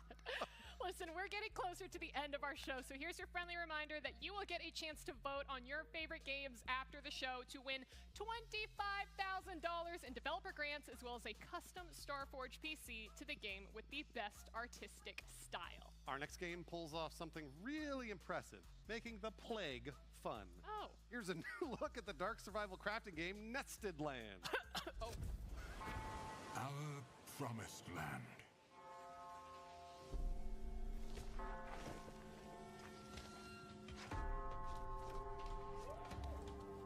Peasants, beggars, and refugees, united by the dream of building a new home. Yet, you never know when the plague will take its toll. Now, we have twice the work to do. In a world ravaged by plague, your word is law. Save and rule over the abandoned peasants. Find a way to survive in this dark place. Or perish for good. Swords cut deep. But the plague cuts deeper than swords. We muster the courage to live another day. Lord, have mercy on us.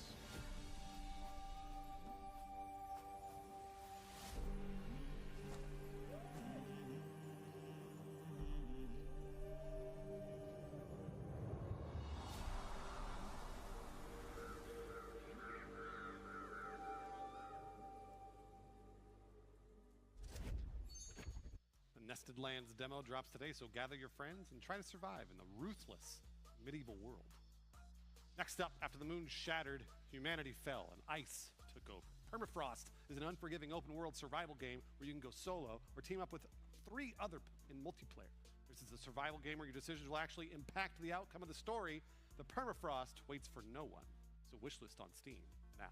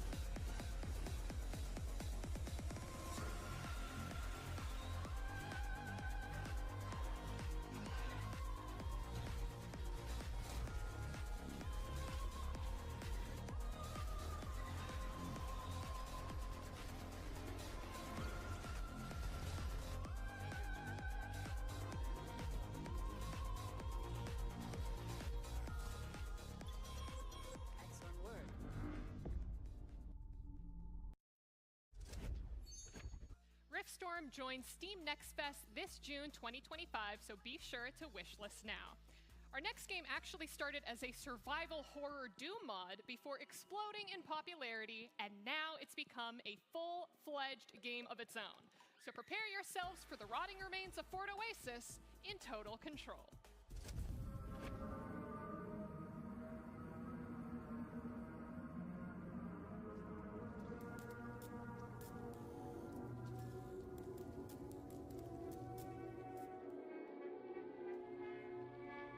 I've been isolated in this place. It has been suffocating. The longer you linger here, the faster its sickness takes hold.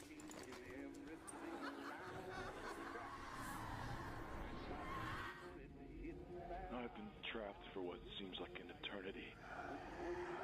Just give it time. You'll learn to live with it too.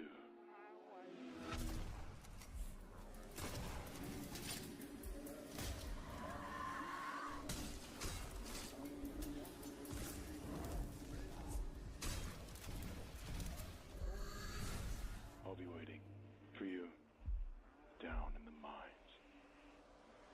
We'll confront the source of all this suffering. And maybe, buried beneath it all, lies an answer.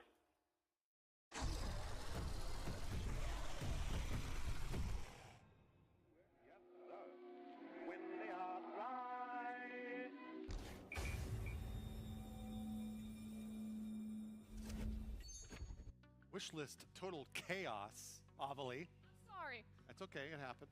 Today, to wet your pants in the future. You're about to share our final game of the show with you right now. And of course, we have to end it on a world reveal. Let's close out the trailers right. The new cyber fantasy Metroidvania, Shade Protocol.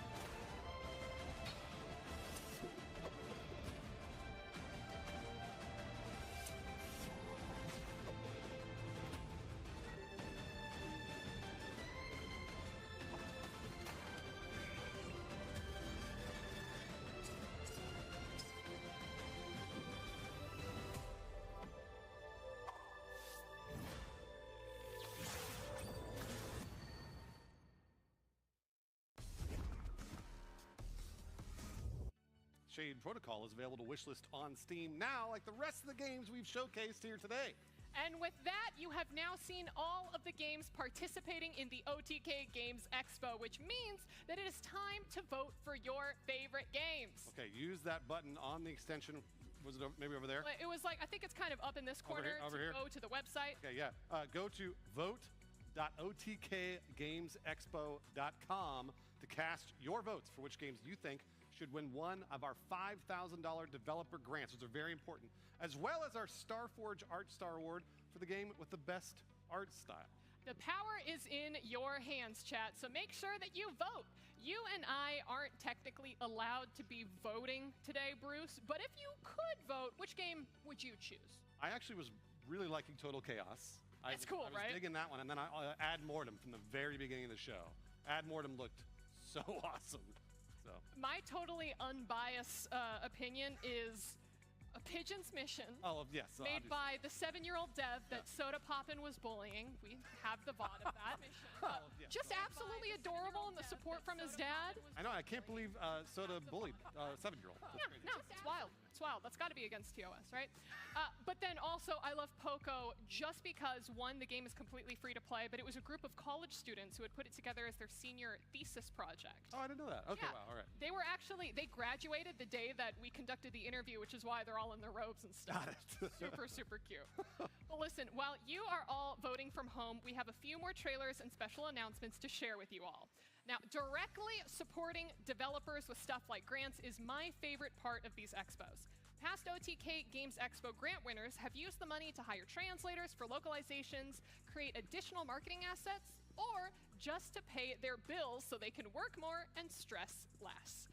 2 years ago, Creature Keeper won the OTK Choice Developer Grant and recently launched their game this month. For a look inside their journey, here's the Creature Keeper Dev Diary.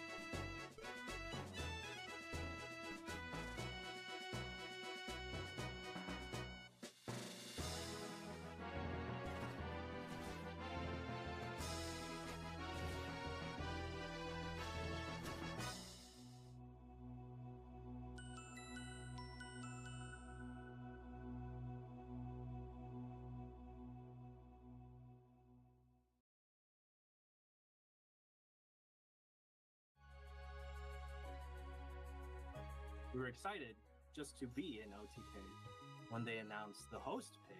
Wait, Creature Keeper? I was like, what? Like, couldn't believe it.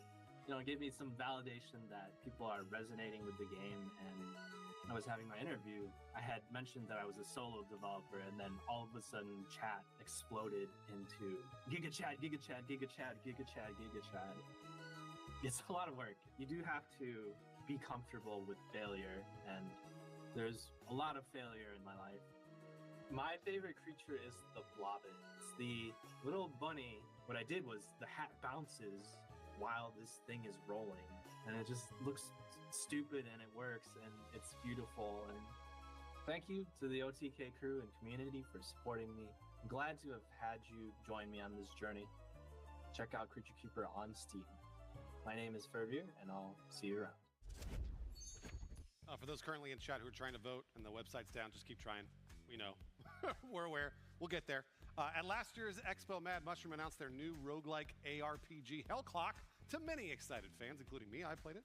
Over 50,000 people tried out the demo so far, and now they're ready to show you a more in-depth look at the game. Take a look.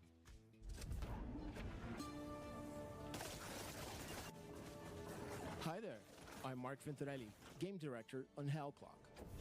Hellclock is an Exile-like, roguelike game about crafting builds, gaining power, and blasting through dungeons as fast as you can to rescue the soul of your mentor from literal hell. Before you dive into hell, we got plenty of ways to customize your build. You start with just a few skills, which will eventually unlock 21 that you can heavily modify.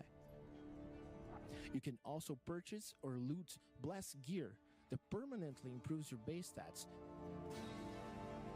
The Great Bell of Canoodles is your first skill tree, letting you add more stats and unlock new features. Most importantly, there's a reliquary, where you equip relics found during runs. Unique relics can get really wild and completely change how your skills work. As you descend into hell, your clock will give you 7 minutes to journey as far as you can. Although we believe the playing around the clock mechanic is very fun, we also don't try to force you to play the game our way. If you hate timers and want to disable this feature, simply toggle on relax mode. This is your game, so you decide what is fun.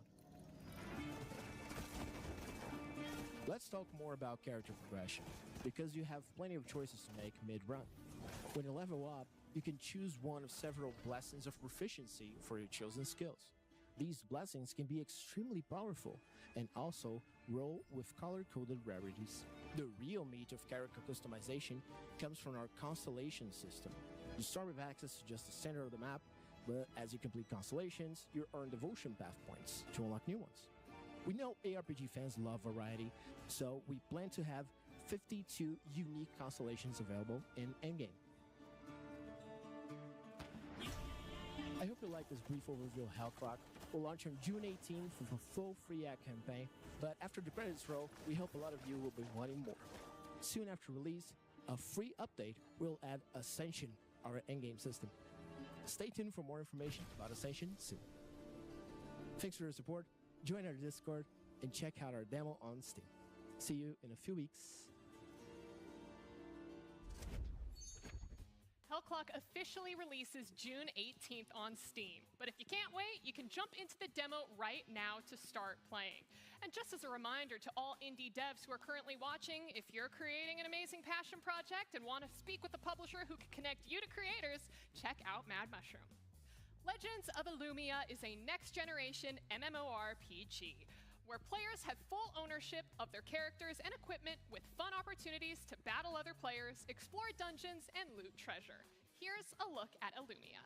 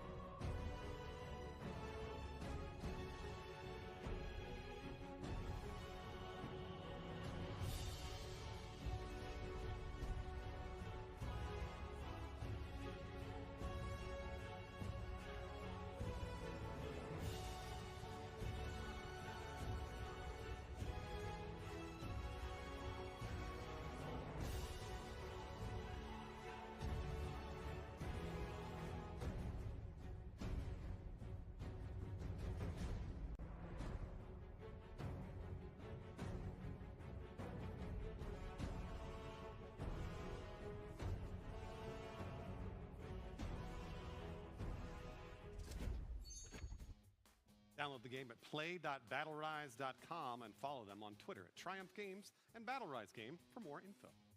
Critical Shift is a hardcore turn-based tactical game with RPG elements and a profound dramatic story. But what's even more hardcore is the fact that you can wishlist the game on Steam right after their trailer. Elevator inbound. Might be the staff. Lights out. Freeze! Don't move! On your knees! Down on the ground! Now! Dumbass droids. What the fuck?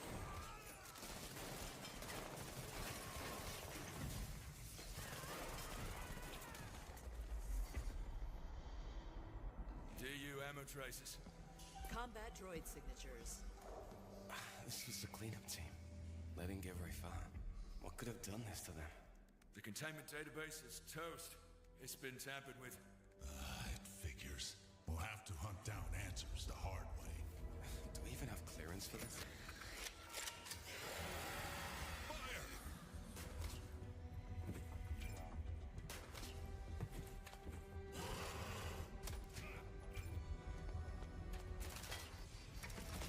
Holy shit!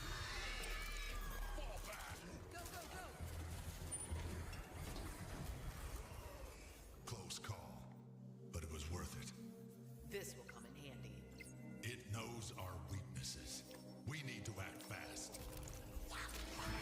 Contact! We thought we had it all figured out. We were prepared for anything. But this place rewrites the rules.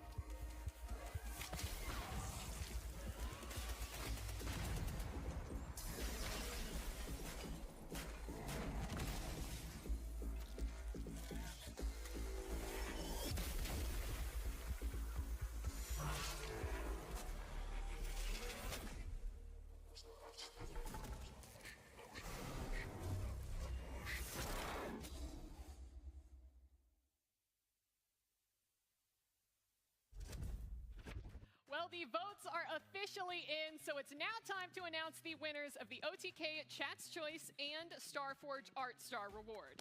Now, there were billions of votes split across the 33 games that we showcased here today. Don't fact check me on that. Quadrillion! And while we wish that we could give everyone a stack of fat cash for the amazing game that they brought, Chat has chosen a very special few to win. The winners, please! Where's your clown outfit? Yeah, what happened to that? It's around. All right. Oh. Put it back on now. Yeah, I saw him naked earlier. Let's start off with the Starforge Art Star Award, which is awarded to the game that Chat believed had the best art style. And the winner is Ad Mortem, which is a fantastic choice. Oh my gosh, yeah. The thing is, that's also one of the first games that we had showcased today. So for good. people to have, remembered the game. Yeah. And it looks so polished and clean, too. Looks great. Looks great. All right, well, congratulations to Ad Mortem for winning the Starforge Art Star Award. As you saw earlier on in the show, they will be receiving a custom Starforge PC decked out in their game's art, which I hope that they're going to be able to develop many, many more games. They're sending me one too, a PC as well. We'll check your contract.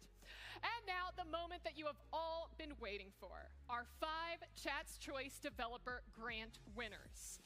And the first winner of the Chat Choice Developer Grant is, well, wouldn't you know it, Ad Mortem.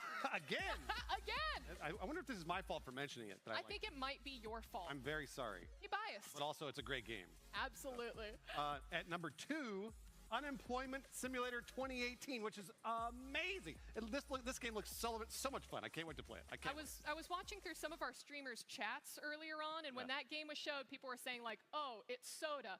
Oh, is this S-Fan? Oh," and just naming every single OTK member. So I don't know if I'm going to get a talking to after that. But our third Chat's Choice winner is Total Chaos. Chaos, right? Chaos, yes. Congratulations to them. And again, what an amazing story. It started as a Doom mod, and now all of a sudden it is a, standalone game of its own. So congratulations to them. It's amazing. All right, 4th for the chat. Can I say this one? Yeah, you could say it. Go right ahead. Everybody already knows it, but go I ahead. want to say it. All right, and our 4th winner goes to 7-year-old developer Logan and Pigeon's Mission. Okay, actually, now that I'm thinking about it, if you were to give a 7-year-old $5,000, what would they do with it? Buy toys. Toys and candy, right? I mean, yeah, both. Ice cream. Well, sorry, Dad, because you're going to have a very rich 7-year-old very shortly. But, Bruce, it is time for our final Chat's Choice announcement. All right, our final Chat's Choice is Big Hop. Hey, Big Hop The tongue. The frog platformer where you got to use your tongue to get creative. Congratulations to all 5 of our winners. And again, to all of the different games that participated here today. I really hope that they're able to either put that money towards bills or to developing their game even further, Bruce. It'll be all of those things, and it's going to help them make a better game in general, which is one of the main reasons I love doing the show. Absolutely. Because of what you guys do for the developers. So thank you. That is my favorite part of the OTK Games Expo as well. And I just want to do a huge shout out to all of the co-streamers who are watching, either our official partners or also all of the different Twitch streamers who signed up for our first ever co-streamer program. Thank you all so much for sharing these games with your audiences. And hopefully we got plenty of wish lists across the board. So I want to give a huge shout out to everyone who is watching, as well as everyone behind the scenes, our production partners with WePlay, and all of our amazing partners for helping make this showcase happen. Now don't go anywhere because we are jumping straight into our post show hosted by S-Fan for some gameplay right now. So we will see you in just a second. S-Fan, you're up, bud!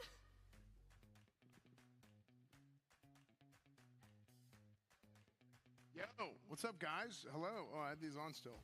Yo, I don't wear glasses. I wear contacts. Oh, man. So we're going to start with, we're going to play some games today with me and all my friends. I've invited every single person that I'm friends with to come join me today, and it's going to be great. We're going to play some Hell Clock. We're going to play some To Kill a God, which we just announced today, our newest Mad Mushroom game. That's going to be very exciting. And we're going to play some Tolan as well, so it's going to be really good. I think other people are coming. I don't know. This is pretty much how most of my life goes, where I'm sitting around and I invite everyone. But hey, Bruce is here. I'm supposed to join you. I don't want to sit on your glasses. Oh no, you're good. You can sit on my glasses. It's fine. Oh, man. Wow. Thank you very much for doing the post show, because now I'm just going to hang out and do nothing. We just did all the hard work, so now it's you. Nice. So you guys do what I do every day now. That's right. Yes. Yeah. Exactly. Awesome. Did you resonate with Unemployment Simulator 2018? Yeah, I mean, that's pretty much what I deserve. Yeah. Calling you out immediately. All right, well, listen, post-show, we're going to be doing a lot of gameplay. More specifically, the first game that we're going to show off is our new Mad Mushroom World Reveal trailer, by the way, that dropped today for To Kill a God. You know, I love that we call it a World Reveal because it's our own game. So we can just be like, yes, world reveal of our own game. But it is a world reveal of your own game because no one else has seen it in the world. It is. That's true. So I mean, it works, but like you have you can say that, and that's kind of sick. Yeah, it is. So Tips just told me that for every world reveal I put in the show, I get a cookie. So wait, really? Like seven cookies? I'm getting Can we afford that? You didn't know that? We definitely can't afford that.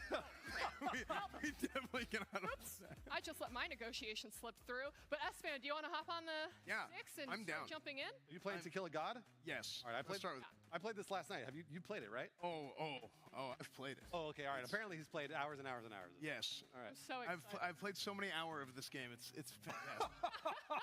I'm so glad, though, that we have you, because I was playing through the demo, and listen, I think it's pretty clear. I kind of suck at these types of games. I'll be very vulnerable with it. So I'm glad that we have you two to kind of walk us through, because as we know, the skill tree is the map that you're fighting through. Right. I got confused. I couldn't read, but still, watching you two play a little bit over your shoulder, I'm like, oh, okay, so this is how it should be done. To be honest, it's not necessarily easy. I don't think it's an easy game, but I think S-Fan will take us through and it'll be not that hard for him. Once you played it an hour or two, I think you get it. Yeah. But to start, it's not that easy. It really isn't. Yeah. All right. Well, with that intro, I mean, S-Fan, you can't die immediately. He's not going to die immediately. No, he'll be. Oh no, I'll die. I'll die shortly after I start. No, that won't happen. Instead of immediately. Oh, intro. Because I think. Oh, cinematic! Hit the cinematic! Go! Cinematic! Yeah. Gassan says yes. Quijano says, great. Should I do voices for these guys? You absolutely should. You're a professional voice actor. Oh, I am a voice actor. Yeah, you're now. professional. You're right. Okay. Well, okay. Now I got to come up with voices. What are they going to sound like? Yeah. Okay. One deep, one high. Yeah, I mean, you're the professional voice actor. Give us the, what's his name? Boom something? Oh, Mr. Boom Blaster. Yes. Speak the words. It's not rotten world, tethered by thy blade, hand of death, halted by thy hand. Why does the script move so fast? I cannot actually say what I want to say in this voice. So I think what they're doing is they're getting the weapon to kill a god. Yes. Oh, is that what it was? I think that's what's happening right now. They're like basically summoning the way to kill this god. The state of this product does not No, you're not represent supposed to the read that. That's not final part of the script. version That's not of part the of the script. game. That's not part of the script. Placing notable passive No, that's just utility development stuff. nodes. That's a video game thing. Placing notable passive defense No, you don't need nodes. to, That's for the lore. That's the lore of the game. Placing skill enhancer nodes. He plays video games, right? He plays video games? I thought he did. Yeah, no, he does. Do you want to enable the Do tutorial? you want to enable? You don't need to read tutorial? everything. I don't need a tutorial. I'm a pro. Wait, can I play the other character? You could do whatever you want, man. I didn't know that there was another character. There is now. There is. Is there really? Because in the demo, there was only the one that I got to. Nah, we're gonna do pixel perfect rendering. Look at that. Bam. You see that? Bam. It's a Starforge PC, right? Is that a Starforge? You know what? Yeah, just say it is. We're Yeah. just Unless it breaks. Okay, so I'm gonna play her for obvious reasons because she's wearing golden armor like a paladin. So I'm gonna pretend she's a paladin. I think that's fair. She's melee versus the other character who's ranged. Right? Yeah. So in the demo right now, you have two characters. You have a ranged character. You have a melee character. Some people say the melee character is harder. Oh, okay. I'm gonna agree with them because I'm playing as the melee character. When I played ranged last night, ranged wasn't as easy as it should have been. Again, when That's you how first I felt, when you yeah. first start, you're kind of like, oh, this has like a pretty steep learning curve. Again, that's not hard, but it's like relatively difficult. Yeah. So I wanna. Chad, are you guys ready to shit your pants? Can I say shit your pants? Yeah, you can. It's a post show. Chad, get ready to shit your pants. There Bam. It is. There's the whole map. Yeah, so this skill tree looking thing is also the map. So how this game works, and there's actually a long tutorial in the demo there's a lot of dialogue boxes in the tutorial that will fully in-depth explain everything to you in this game. But I will give you the short version for the sake of stream. But basically, each one of these nodes that you go to, first off, you pick your starting ability, right? You pick your starter ability that you want to play off of to start your build. But that build turns into what the map is, and each one of these different nodes that you go to will change how the game plays by changing the stats of the enemies or something along those lines. For example, if I go with the Imbued Strike starter weapon, starter skill. Oh yeah, thanks. That's teamwork. So, if I go with Imbued Strike, it actually goes into the next node that I can go to actually increases cold resistance by 3% for the enemies, all the enemies, right? And your rewards random item, random passive, whatever. I'll get more into that in a little bit, but let's just go ahead and get started. I have 4 abilities for this character. 1, Blade of the Fallen. This basically does a best way I can describe it is, oh my gosh, I'm drawing a blank. Ability from Retail WoW where the paladin does a thing and the sword comes out of the ground. Ice Bite is it's like an ice blast. No. Blade Dance is a big like you're shredding people. Berserker Barrage like Wolverine. That's the best way I can describe it. And then Imbued Strike is kind of like Aatrox in League of Legends. Whenever he does his thing on the ground, it shoots the sword out, except it goes all the way across. I get that reference. Yeah, there you go.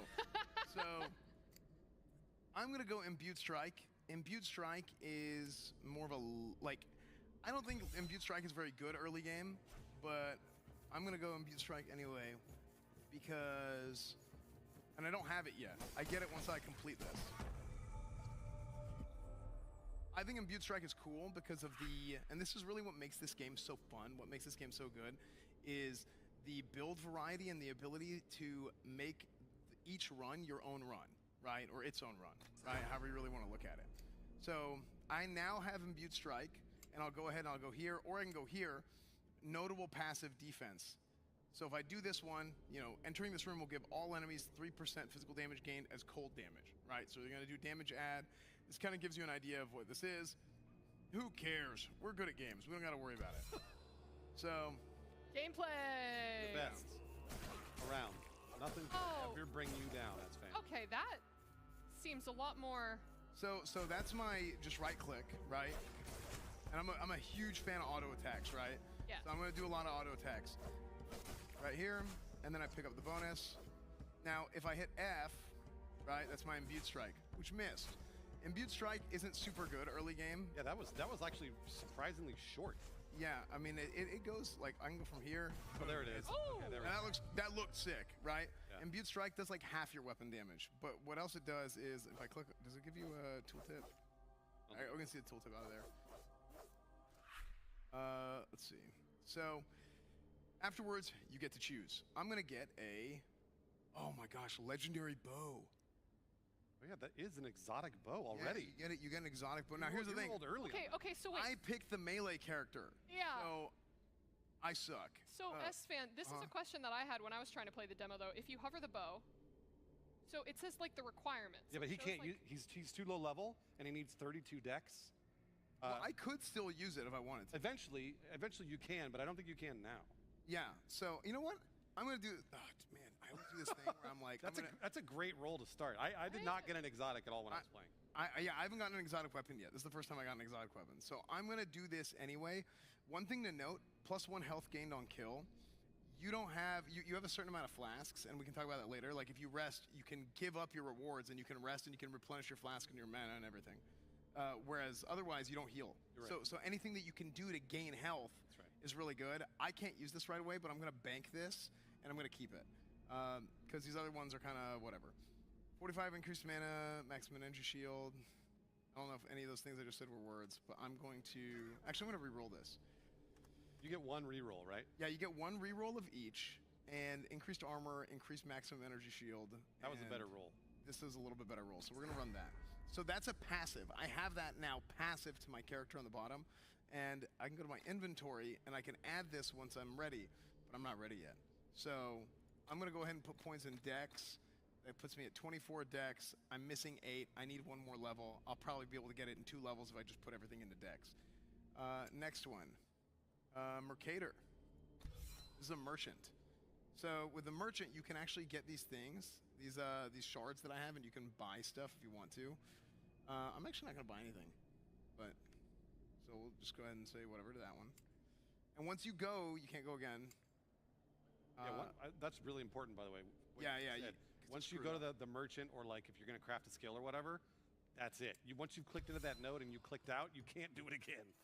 Yeah, it's really important. Yeah, because then you'll end up throwing. Now the thing about this game, and I'll try and play a little bit. I'll play a little bit faster and a little bit less explainy in a second. But it gets so addicting once you start realizing, oh, I can do that with my blade. Oh, I can do that. So then you want to do another run. You want to do another run. And I think that's a big thing with a lot of indie games recently, that they're games that it's, you compare it to like a big AAA title, it's, 100-hour playthrough, this and that, but they don't have a really addicting gameplay loop like some of the most popular indie games right now. That's right. Whether you want to talk about it like a Balatro, Conquest Dark is like that, Exactly. we just released recently.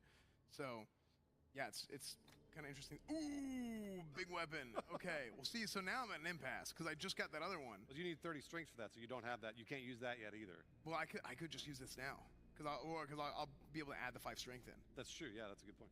So I should really stick to one. This is kind of stupid, but I'm gonna get it anyway. Okay. So inventory. I have 5 points available, and you can up your strength, but you won't be able to use the bow.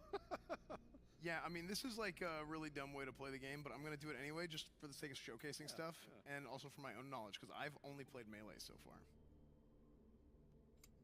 Let's go here. So now I'm going to hit way harder. There was also there was an ability I picked up last night that basically made it so that when you got a kill, it would set off chain lightning. Oh, and chain lightning would then get other kills, and if that got more kills, that would set off another. It like kept triggering kills over and over and over. That was kind of the build that I was looking for. Is like S-Fan said earlier, I kind of don't even really want to play the game. I want to kill everything and barely move. Right. It feels the most satisfying for me. Okay, so another item here, another item that I can choose from at maximum health. Here's another chest piece with +1 health gained on kill. I will probably lead duration, critical hit chance, chance to chill and freeze when dealing cold damage. My weapon does fire damage. I'm gonna go with this just to get more healing. Yeah, increased attack speed is fine. So a good thing to look at here, especially in the demo, because the demo you don't get to do too many nodes before it takes you to the boss.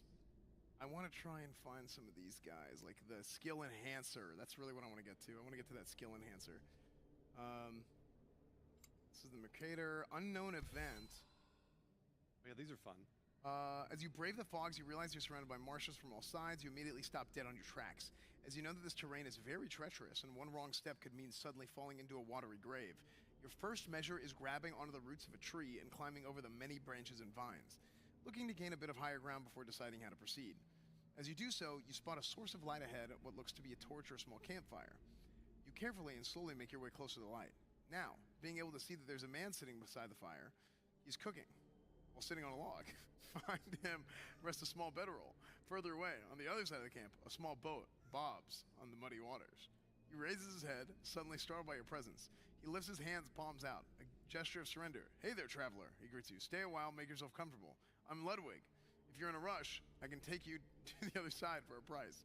If not, we could just share the campfire. What do you say?"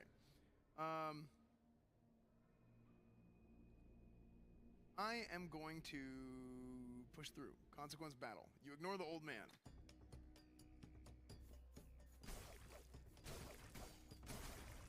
So you also have a dash with your spacebar, short cooldown. You can see the cooldown right there. The classic, just global cooldown. I think there used to be a bar. You could see how long that cooldown was for the dash. I think you see it when you dash. But... Yeah, I vaguely remember that too. I don't know. Yeah, I don't know. I saw it last night. Now I don't see it. So. Well, this is. I think this might be a different build that just went out today for. Okay, wow. Yeah, this might be a different build because this is a different build than the one that I played last. Yeah, that makes sense. I can confirm this is like a new update today. Oh, wow. There you go. Okay, so skill enhancement, increased fire damage enhancement. My imbued sword does some fire damage, but I don't really care about that. Ooh! Okay, so this is where things get good. This is what I was looking for. Projectiles released +7. So this is a big skill enhancement, +7 projectiles. So I'm gonna grab this guy, and then I'm gonna grab, let's see, increased attack speed. That's always fun. Okay, so I want to work my way to this skill enhancer and show you guys what makes this game special. Because right now, you see that's my imbued strike, right? It's like a big boom, and it shoots out like a thing from my weapon. Cool. But that's not really where the strength of imbued strike comes from. And this is what I was saying earlier, where it's like not that great early. It's more of a late game type of thing. You're ripping through them right now, though. Yeah, I'm doing pretty good because I got lucky with the weapon too. That's true. So Wind Piercer, I got another weapon, or excuse me, I got another skill because I went through here. Now, if I had gone Blade Dance, I could have gone straight here right away. Now, I need level 9 to be able to use Wind Piercer, so I can't use it quite yet, but I will be able to soon. Let's go ahead and go to the skill enhancer, and I can put multiple skill enhancers on one skill, on any individual skill, right? But I'm actually just going to do one because I only have one here, and I was kind of rushing for it because I don't want to miss out on this. When I'm playing greedy, I'm a very greedy gamer. Unbelievably greedy gamer. So I will go and I'll try and farm everything, and then I'll try and get like a full stack of enhancements. But you can't really do that in the demo because eventually it'll take you to the boss. But also there's the low success rate too. Like the more you add, then like you could waste all those enhancements on like a 40% success rate and lose it. True. So I really want to show off this +7. And again, what makes this game so addicting is now my imbued strike is completely different than it was before. So you guys saw I would go and from a range, pew, pew, a little wand, right? But now, I'm going to go into this one. Watch this. Now I go on, farm them up. Have you ever done any sort of AoE grinding in a game? Yeah. Yeah. Oh, so I never even had a +7. I had a +4 before, and they went straight. So now it explodes and it goes all the way out like that. I wonder if you get in the center of them. Yeah. Yeah. So yeah, the pattern even changed. Yeah, like that's disgusting. And it's interesting too because the skill that I picked up, I had to basically form them into a line and then hit them with that. But then you have to get it in the center of them, which is pretty dangerous actually. Yeah, so it changes how you play. And even though it's like I had a +4 in the same imbued strike before, what I was doing is I'd go around and kind of round them up like I'm herding like sheep or something, and then I would just cleave them down. Yeah. But now I want to dive into the middle and blow them up. Okay, another weapon I already have.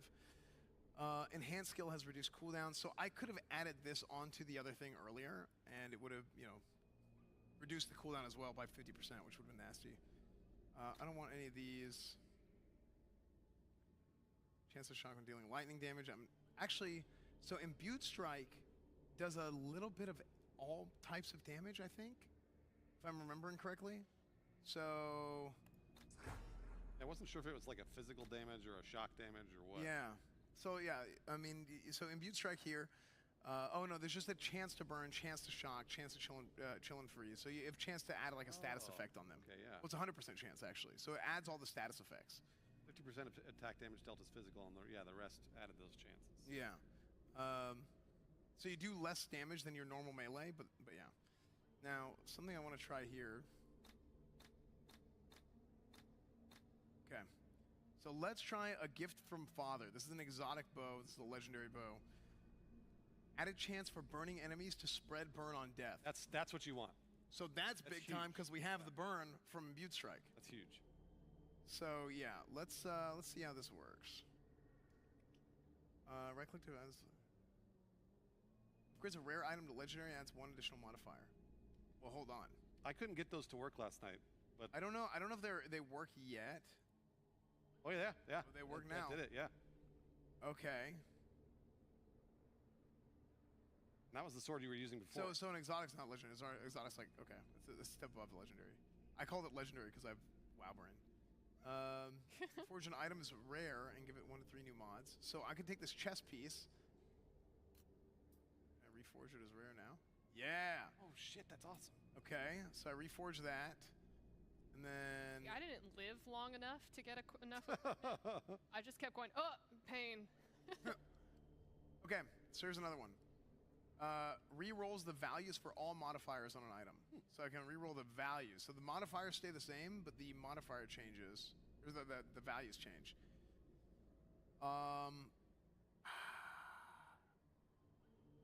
This looks so good. I don't want to do it on that, but let's just do it on this because increase weapon attack speed, increase weapon crit chance. And again, this isn't normally how you'd play, but let's see if this one works. I'm just curious to see what that short bow even does. Like what the damage is like. Because that's sort of the fun of this stuff is like thinking about what it'll do and then going out and actually testing it. Because right now we're theory crafting. But yeah, and that's really what makes these games so fun. Yep. So if I take this, reforge an item as legendary, give it 4 to 6 new mods. I wonder if this legendary, I just add more mods to it, which would be crazy. But I don't know. Let's just see. Wait, I think it did. Yeah, it did. It did. Okay, so that sword's like just gross now. So yeah, so if the short bow's bad, then you can just go back to the sword. Yeah. Okay, so we're kind of cranking now. Okay, first time using a bow. Let's see how it goes with the imbued. Oh yeah, snipers. Oh, so it doesn't actually change my attack type. So my attack type is specific to my character. Okay. But if I go here, wait. So what does the short bow do? I think it's just the stats. Oh, okay. I thought it would change your attack type. I did too. Yeah. Yeah, because I've never actually done that yet. This is brand new. Yeah, so I can go in there, and because of how that burn works, see how they're all blowing up? It's the same thing you were talking about with the chain lightning. Yep. It's triggering kills upon triggering kill. It's like stacking the kills, which is awesome. Took a lot of damage there, though. I was being really aggro. Oh my gosh. Wow. They've upped the rolls on this. They must. They had to have. Yeah. Chance to cause bleeding when dealing physical damage. Chance to resist bleeding. Increased area of effect is probably huge for our imbued strike. Yep. Okay, so let's just get that. And then probably need to increase movement speed, I think. I'm feeling a little slow. Notable passive, that's the big passives. Yeah, look at the amount of damage I'm doing with my auto attack. Yep. It's actually crazy now. Okay, so this is coming at me. I gotta dodge that. These guys shoot 2-2, 2-2.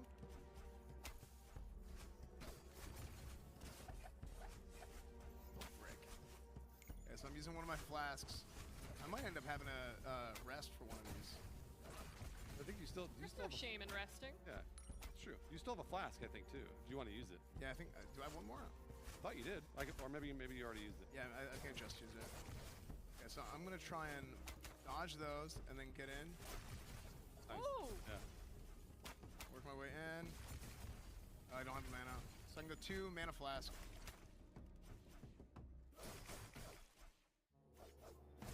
Nice. Hey. Ooh. These levels get really busy too. Like there's a lot of enemies that you have to take out.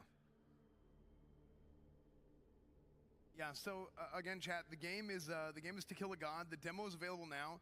This is our next game from Mad Mushroom. So this is the game that's going to be after Hell Clock, which is coming out June 18th. We're gonna play some Hell Clock. We are gonna play some Hell Clock. Yeah. Yes. We're gonna play a little bit of Hell Clock too. We're just waiting for you to die. Oh, he's not gonna die. That's not gonna happen. What? Okay, do something ballsy. Okay. No rest. For the wicked. Okay, no rest, no rest, no rest. Wait, now I'm kind of scared. I probably should have rested. Bummer. Nah, you'll be fine. Is that imbued strike? Oh yeah, that's a big one. That imbued strike in there, that should hit them and then light them on fire, and the fire should stack on more kills, on more kills, on more kills. So that was a big hit. Yeah, it was bad.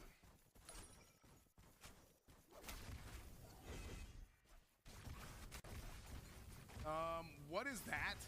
Oh yeah, those guys, they like set off little lightning charges, basically. I have not seen that yet. Yeah, I ran into those last night. Are those mana potions? Oh no, they exploded. Oh yeah, you're doing good though. Those are way bigger than they were. You're doing good. You're doing Sounds good. like a skill diff. It sounds like a life diff in a second. Bad. Hey, you're out of mana potion or health potions. Yeah. You still have mana though. You do that. I'm just gonna have to kite a little bit.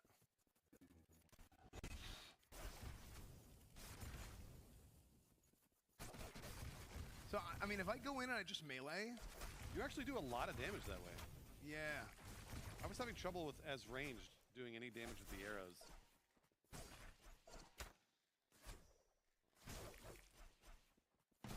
There you go. See? Nice. Holy cow! Yeah. He was supposed to die, Bruce. I mean, I knew he wouldn't.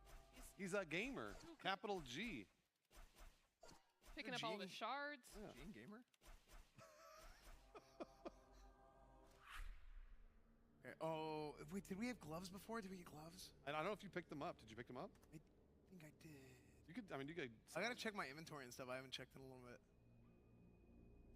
Less mana to cast is pretty good. You can check your inventory, I think, in this screen up on the top right. Oh, yeah. And just a reminder to everyone who's currently watching in the Twitch chat, you guys can visit our Steam page. It should be the link in the pinned chat message to wishlist and download a lot of these games that actually have their demo out right now.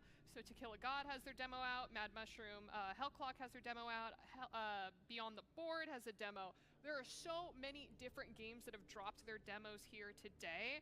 So you can jump in with your friends over this holiday weekend and try out a bunch of different titles. Oh, yeah, I keep forgetting a lot of people have Monday off. Do you not have Monday off? I will be streaming. Oh, poor baby has to stream. I'm not complaining. Oh, I'm not complaining. Can we please get some tears, sad emojis in the chat? I'm not complaining. I never once even complained. Pull back up Unemployment Simulator. Okay, skill enhancer. Okay, so this is the second skill enhancer that I get. All right, S-Fan, production is cutting you off. Oh my God! You played too long. Cutting you off. But I'm about to play the boss. You had too much fun. You're not going to be able. Wait, I'll speedrun. I'll just 5 more minutes.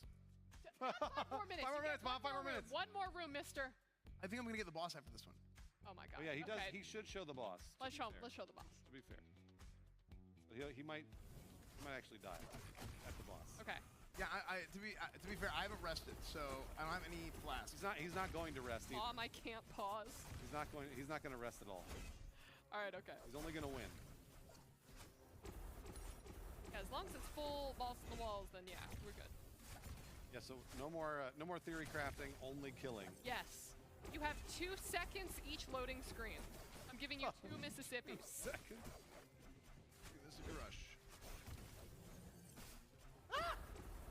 long it takes me because I don't read any of the descriptions. Well, then this game is gonna be hard. I know, right? When I came back to WoW, or I was trying a new class in WoW, it's like read through all the spells. I'm like, nope. Yeah. Nope. You really One does damage. Yeah, if you want to stack specific types of damage, then that's how you do this. Oh! Boss time. Okay, here we go. Accept challenge. Here we go. Oh, okay. He's leveling. He's leveling. That's fair. That's fair. We'll allow it. We haven't even gotten into the. I think it's called skill crafting with the gems. We saw a little bit of that. Yeah, it's kind of the same. I mean, it's the same idea, but yeah, there's a lot to this game, dude. All right, don't die. Be a gamer. No pressure. Be a gamer. Dodging. Oh, actually, he's putting in work. Dodging, yeah. Hold up. Wait a minute. And your build kind of doesn't work for a singular enemy. Like it's like okay, but it's not. Yeah. It isn't what you want. Oh, that's terrifying. I can't believe he dodged that. Yeah, he's very low on health. It's true. He's low on mana too. Oh, and he has to get a little bit closer in order to. Oh, that one hurt. Oh, I didn't hit with any of those. Geometry. Yeah, you just have to get in close. Because the imbued strike is like not going to help. Oh no! Damn. Okay. That was good. That was good. That was good. That was good though. You went through 12 different levels. Yeah, that was good. But that's what you see. Like you see the build variety and how like I had a build that was good for like cleaving, killing a whole bunch of things. But then whenever it goes to the boss and there's one guy, I was like, oh frick. It's just one little dude. Yeah. All right, let's swap out and I'll help get you set up for the next game. What are you playing next? Hell Clock? Play some Hell Clock. No, next up we are going to be jumping into Tolan Survivor. Oh, okay, all right, cool. So give me a second to set all of this up. Watch out for the. What? Oh. What did I do? Huh? No, not you, not you. That's almost sat on your computer. He dodged it at My the very iPad? last second. I have a very soft ass. Oh, goody. Is that, I have is that a good thing? I have an unbelievably comfortable ass. Oh. I can sit almost anywhere. I'm not sure what to say to this. Is this good? Bad? I don't really. Pixar, it didn't happen? I know. It's good. Well, I mean, we saw the evidence. This thing's fine. All right, I have the game all set up and ready to go. Soft ass. Espen, you want to play or Bruce? I'll play since he just played. Unless you want to play. No, I mean, I would love to play, but. Well, go ahead. I mean, I don't want to take the fun away from you. Okay, all right. I want to play. I want to play. It's your channel. If you want to start with, who wants to start with Hell Clock? You can play Hell Clock. Yeah, I'll play. You hop in here. This is Tolan Survivors. Is that what we're doing? This is Tolan. Okay. Survivors. I haven't played this yet. This is my first time. Yeah, it's very straightforward to jump into, and I have some fun facts about the game as well. So go ahead, hop in. Those are like the different crystals that you can use as multipliers, I think, for like your scoring when you jump in there. Okay. Consume. Commune those crystals, man. Start. And then this is just an auto attacker, right? Like I don't have to aim or anything? Yes. Yeah, it's like. No, there is an aim for. Oh, there is. For some abilities, there's an aim actually. Like there's like a dragon breath ability that has an aim. But it's gonna feel very intuitive if you've played a Survivor game. Yeah. Great, I have. Random enemies with the. Yeah. So right now there's a 2-week competition going on in Tolan Survivors from May 25th to June 8th, and players actually get a split of a prize pool based on the number of event points that they earn from playing the game. Prize pool starts at $3,000 and it increases throughout the event, and they're adding 70% of every in-game purchase to the prize pool to keep things spicy. Wait, what the heck? Yeah, now Bruce, all you got to do is kill the ogres and cyclopses, all these big giant monsters during your runs. Easy. You can earn tusks, which are your event points. Ooh, language recipe. Dude, every time I play games like this, like whether any sort of like roguelike sort of mechanic, I get so into the gameplay loop is so addicting. If it's done right, yeah. Right, because it's like you go through and you're just okay, I see what I can do with this build. Yep. Yeah. It's always too late. You always find out too late, and you're like, okay, well I'll just die and I'll go again. Yeah. And then you go again, and then it's like, well I didn't get those things, and I really want to do that build. Yeah. And then so you just keep see, some people don't play that way. Some people are like, okay, I'm just gonna play the most efficient, best way that I can per run. I'm not. I pick a build and I'm like, so help me God, I will run that build. Make it work. I kind of feel that way. I did the same thing with like Gosh, did you ever play TFT? A little bit. Yeah. Not that much. I would just select like one build, and I would force that build regardless of what like my opening hands. I'm very set in my ways. So with these types of games, I really like these chain lightning kind of spells or builds. Those are my favorites whenever I enter a Survivor type of game. I'm trying to get like full stats on chain lightning. We're almost there. Yeah, chain lightning stuff's always fun. Yeah. Yeah, dude. That's how I play Balatro. Yep. Oh, I will throw if I don't get a Wee Joker. I want to do this Wee Joker, hanging Chad type of build where I'm just like spamming a bunch of 2s. Hey, let's get a spectral and turn all my just get lucky. I have to get the right spectral card and then it all turns into 2s. So. Ooh, okay, these look more intimidating. Yeah. Oh, that one looks sick. Which one? Every 12 seconds, cast Fireball 12 times in a row with a 0.2 second delay. So it's like you load up for a long time and then you just shotgun it like that. Oh, dang. Or like machine gun it, I should say. Those wolves are so. Then you don't do anything for a minute. Yeah. But I bet if you get cooldown, so CDR would be super effective for something like that because the cooldown is so big. Oh, wait, there's the big ogres that you got to take down. I know. Oh, I know. He's chasing after you. Oh, there's the lightning. Every third cast has its target count doubled. Oh, that's big time. Done. That's nice. Yeah, I bet if you get some cooldown reduction, then that 12 fireball thing is gonna crank. And I think you can dash through enemies and not take damage, at least from what I've seen. I like the dash mechanic that's been added into a lot of these Survivor games. Yeah. Oh, so it looks like, see that timer at the top? Yeah. You have 30 seconds to kill the ogre. Oh, I'm supposed to kill the ogre? So go find the ogre and kill him, otherwise... Where'd he go? You lose. I don't know. Go find the ogre, man.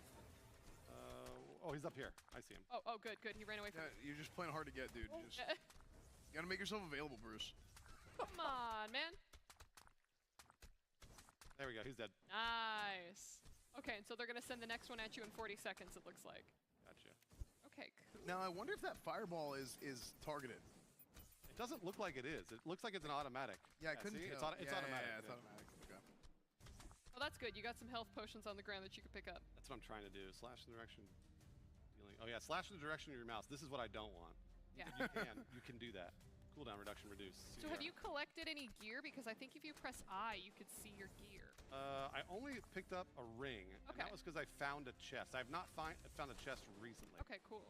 Oh, there's some gloves to your upper left. There is. Let's go get them. All right. Oh, and there's a helmet. And another ring. Oh, so it looks like they auto-equip if it's the first one that you pick up. Okay, that's good. Yeah, CDR and then plus 7% damage. Where was the... Oh, yeah. There's a helmet, and then there was something to your bottom left, too. Hold on a sec. Ooh, life seal is always a good one. Oh, yeah, killing an enemy heals you. There you go. Yeah. That's it. That's what I want. And it looked like you combined things to level them up. Oh, did I? Because I think you picked up multiple helmets, so I think they... I think you're right, and also might be rings. crazy. No, I think you're right. I think that did happen. Yeah. Not equipped tempered ring. I guess I can't. Okay. There.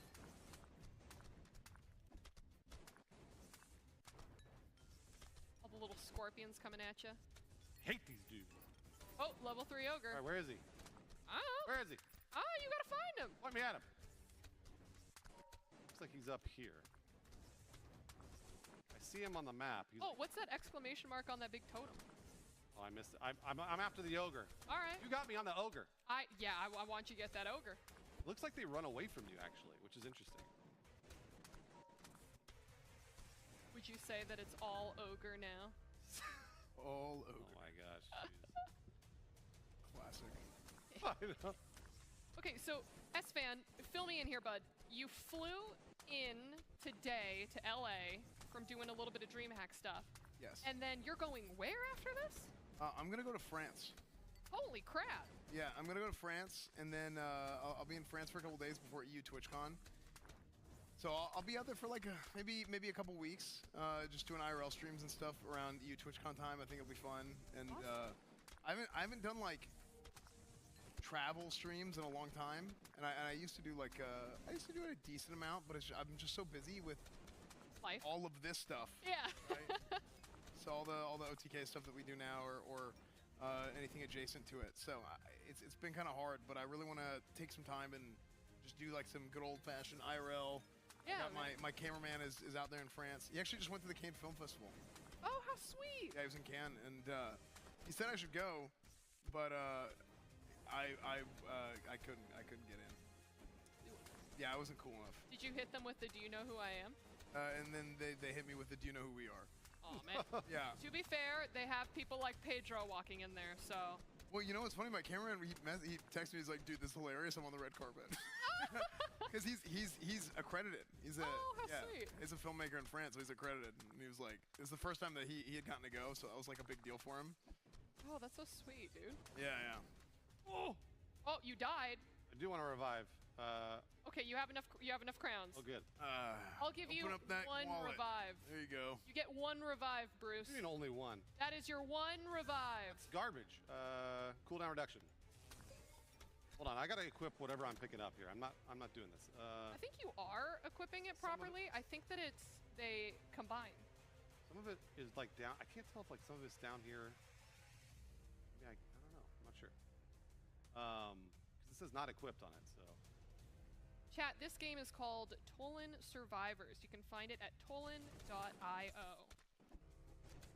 don't know that I'm gonna kill this ogre because he's. Well, to be fair, he is level 8. I don't know how you went from level 3 to level 8. I think it might have been that totem. That totem was super hard. Oh yeah, so you could see it goes into uncommon. So maybe you have to make multiple uncommons before you can. Yeah. So the uncommon to uncommon makes the rare. Okay, that makes sense. That's pretty intuitive. Come on, ogre. Oh. Oh, Bruce. Get wrecked, ogre. He's chasing me. Before the ogres were not chasing me. Let's do blah blah blah. Experience gained. No. Zone size.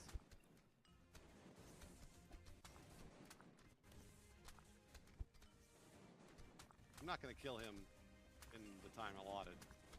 Which is too bad. So I don't know what happens. Ooh, he fled. Good. I think you just don't get as many tusks. Yeah, he got scared like a baby. Womp womp. Oh, well, there's at least a ton of loot for you to pick up. Yeah, and there is a lot of loot, and also I'm like trying to pick up all the gems, and that's proving difficult because there's so many. Fire damage, cooldown reduction, reduced damage dealt by. Oh, I don't like that. Increased fire damage by 35%. Dash gains an additional charge, but I don't like any of these actually. Just skip it then. These fire. Let's just wait. You don't want fire because you want to go for that lightning, right? Or water, yeah. That sucks. That's too bad. These levels are not coming quick. So. Let me out. Oh.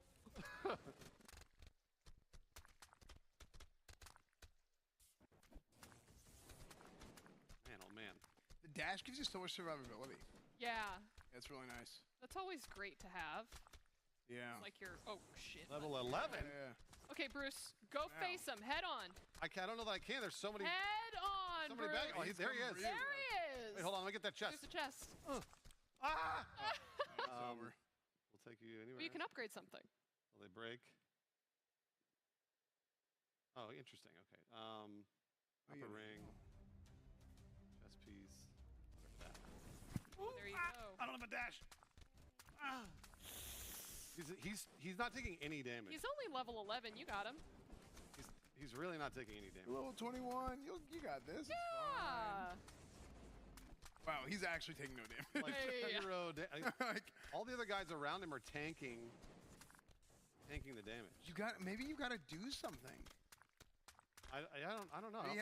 He's like invulnerable until you kill something else or something. I don't know. I don't have a left click or anything. I'm not seeing his health move at all. I think this might just be a skill gap. Honestly. Yeah, I think that might be what it is. Just because like I don't have the buffs. Look at look at how many guys there are. Yeah, what the frick? And just a reminder to everyone that is watching right now there is a 2-week competition going on for Tolan Survivors from May 25th to June 8th. They got a prize pool starting at 3K with 70% of every in-game purchase going to that prize pool to keep things spicy. You guys can try out the game yourselves at tolan.io. That's crazy. Just like a 3K, is it like a leaderboard thing? Yeah, I think it's for how many tusks you're creating. Tusks is such an interesting word to say. I feel like I have a lisp when I say it. Tusks. Yeah, because it's the way the words hit. Yeah. Well, I'm not dying at least. There's that. There's no way I'm killing this ogre. Oh my god. Kind of like Publisher Showcase. All right. Publisher. I won't revive. All right, he's dead. 7. Get on out of there, Dead. Bruce, because you know what it's time for. We're swapping you back out with S-Fan, because we're going to jump into Mad Mushroom's other game that is coming out June 18th, Hell Clock. Hell Clock. Ugh. I did all right for a game I've never played before. I know, honestly, I think you did a pretty good job. And just a reminder, you can check out Tolan Survivors yourself. Go to tolan.io to participate in their 2-week event that's going on from May 25th to June 8th. As you saw, pretty simple game to pick up, but also fun. Yeah, no, I mean, that's almost exactly what I want in a Survivors, which is just walk around. Yeah, exactly. And not do anything. Yeah. Other than just kill. See numbers go up. What happened?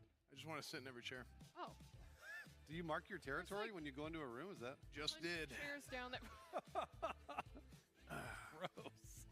That's what that unbelievably soft ass. Yep, there you go. You're welcome. Yeah. So wait. First one's free. If he has an incredibly soft ass, Huh? does he make a chair print or does the chair make a print in that booty?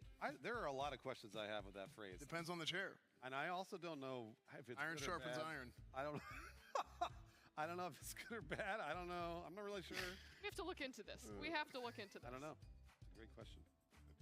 That I'm not going to think about anymore. Yeah, I'm an idiot. Wow, look at him move. Is this like the little windows? Yeah, it's the windows. And then where it's you really want it to hit the corner and it gets so close and it Never just does. oh. It's going to do it. Oh. Let's go. It disappears. He's back in. Whoa. Wow. That is close. It reminds me of half the horror games that we showed today. Yeah, it really does. All right, it looks like S-Fan is now jumping into the game. S-Fan, you have put a lot of hours into playtesting this game. Of course, you as a OTK member gave feedback when Mad Mushroom was, looking for games that they wanted to pick up and publish. So what really stood out to you about Hell Clock? You've heard me talk about like gameplay loops. Absolutely. Yeah, I think the big thing with pretty much all the Mad Mushroom games that we publish. Let's get gameplay on the screen. Yeah, at least whenever I'm going through and evaluating something. And here, if you guys look at the screen, I have like. I wonder if it's broken. Gameplay. There we go. Oh, there it is. Yeah, so we have the shop here. But yeah, you go through and it's like, okay, you get some gold, you get some different resources, and you can go spend these and you can buff up your character or whatever, right? But it's about the gameplay loop, I think, for every single one of these Mad Mushroom games for me. It's hard to play a game and right away be like, okay, yeah, this game's really good. Because you can feel that way and then you play it a little bit more and then you're like, okay, maybe it needs this, maybe it needs that. The thing that I notice with every single one of these games is if I'm sitting there playing it for like 30 minutes and there's something that catches my eye that I get like that, it scratches that itch that I was talking about, that addicting sort of feeling like, oh wait, I need to try this now. The second I'm like, oh wait, I need to try this, that's whenever I'm like, okay, now we probably have like a legitimate sort of like a contender here. Right. It got me. Yeah. Yeah. I know what you mean. So then I keep playing it, and then I'm like, okay, yeah, like this thing can go. It's got legs. So the Hell Clock here, the premise of it is essentially that you're going through these. It's like a little dungeon crawler thing, roguelike, and you're going through, and within 7 minutes, you're trying to actually get like through the tower. And you go up different floors. Now we're on 2F, right? We're on the second floor. And as you're leveling up, as you're killing stuff, you pick up gold, you can pick up some items, you can level up your skills. Like, this is something that I actually don't know what's the best way to go about this. Like, is it good to farm or should you rush? I really don't know. What do you get at the end of this? If you, for example, kill a merchant on floor 7, what's the reward? So, well, I mean, you can level up, you can get different abilities, different items. Oh, okay. Do you get that during when you're playing regardless, right? Yeah, but you can get bigger stuff like as time goes on. Gotcha. So look at this. Like, this is an epic upgrade. Area of effect 40% increase for Shadow Dash. Now, do I want this more than 20% more damage on Sharp Strike, which is the Ring of Knives? Yeah, I will. But that's what that is like I have a bigger AoE now whenever I dash. Do you see that just did damage to him? Yep. And also, generally speaking, I mean, like, with most of these games, I feel like you want to pick the higher rarity unless it doesn't go with your build at all. Yeah, I think a lot of times it's like that, but there's also, like, what do you have so far and what do you need right now? Yeah. So, like, the nuance to it is a little bit more, a little bit case by case. Knife generation time. Oh, so it's 40% damage. Ooh, cool. That's nice. So that's this thing. Yeah. That I keep forgetting to use. There's a lot of abilities, like the right and left click, space, Q, and E. Yeah, so and you get. I feel like you get lost in this game forgetting to use every ability you should. Yeah, I think that happens a lot of times. In any sort of game like this, sometimes you're like, oh, I found something that is good, and so I'm just going to keep doing that thing. But you really need to learn how to use everything and manage your resources properly in order to be able to, like, get through the levels. Yeah, this game, I remember from December, this game is, like, harder than it looks. Yes. The longer you play. Yes. And, like, it goes from, like, oh, this feels great to, like, holy hell, this is, like, really, really hard. Yes, very. Yeah, so this is a game that's, like, it's got a pretty big degree of, the difficulty scale's pretty good, I think. So you will definitely feel accomplished whenever you're beating this game. Okay, so you see time is frozen here. I think a boss is coming. Or I think this might just be like an event floor. I can't. Oh yeah. Fight for survival. Yeah. I mean, lots of good loot. Getting lots of good buffs. Yeah. Gold. I actually liked this because it freezes time. Yes. You don't have to worry about rushing anymore. You can just kill. Yeah, you can. You really feel like you're doing the event. Yeah. Okay, so here's a boss. So you try and survive, then the boss comes out. It's actually like a mini boss. Taking a lot of damage actually. And do you do have a heal? You have 2 of 3, right? Yeah, it's like I mean, it's similar to that like Diablo style, right? A lot of ARPGs have like the health and the mana. So I just hit 1, I can heal, and then I can pick up potions. I picked up a lot of potions actually. It'll replenish your mana. I think this whole floor is going to be frozen. Now, something about this game, and a lot of people might not know this, it's based off of like the core basis of what the game is. It's based off of something called the War of Canudos, which is like a big historical event in Brazil. So it has like that historical sort of tie-in for like the basis of the lore, and you see all those, like a lot of the characters in this are like real characters, yeah, you know, real people in real life. And the game is entirely voiced in Portuguese, correct? Oh, didn't know that. Yeah, Portuguese. Yeah. Maybe with maybe if enough people buy it, we get a little bit of localization action going. Yeah, absolutely. Get some different languages in there. Yeah, get to wish listing, people. Yeah. Get to wish listing. This comes out, I think, in a couple of weeks. Oh, and you know what? I actually just received a message from Mason, our Mad Mushroom social media extraordinaire, saying that Hellclock will also have English voice acting at release. So, Esfan, how many characters do you voice act for? Honestly, I could probably do the whole game. And it would make everybody's ears bleed. It'd be terrible. All right, give us corpse sounds on explosion. Okay. Be something like. They kind of make more of like a sound effect, don't they? He's an artist. He is. Oh, he's doing the sound effect. Ooh! I thought you were going to do the voice for the corpse. Instead, he did the sound effect. All right. What would the voice line be? I'm dying. He's doing all of it. He's doing all of it. I love that. What a genius. Actually, what my grandpa sounds like. Burning up your grandpa. And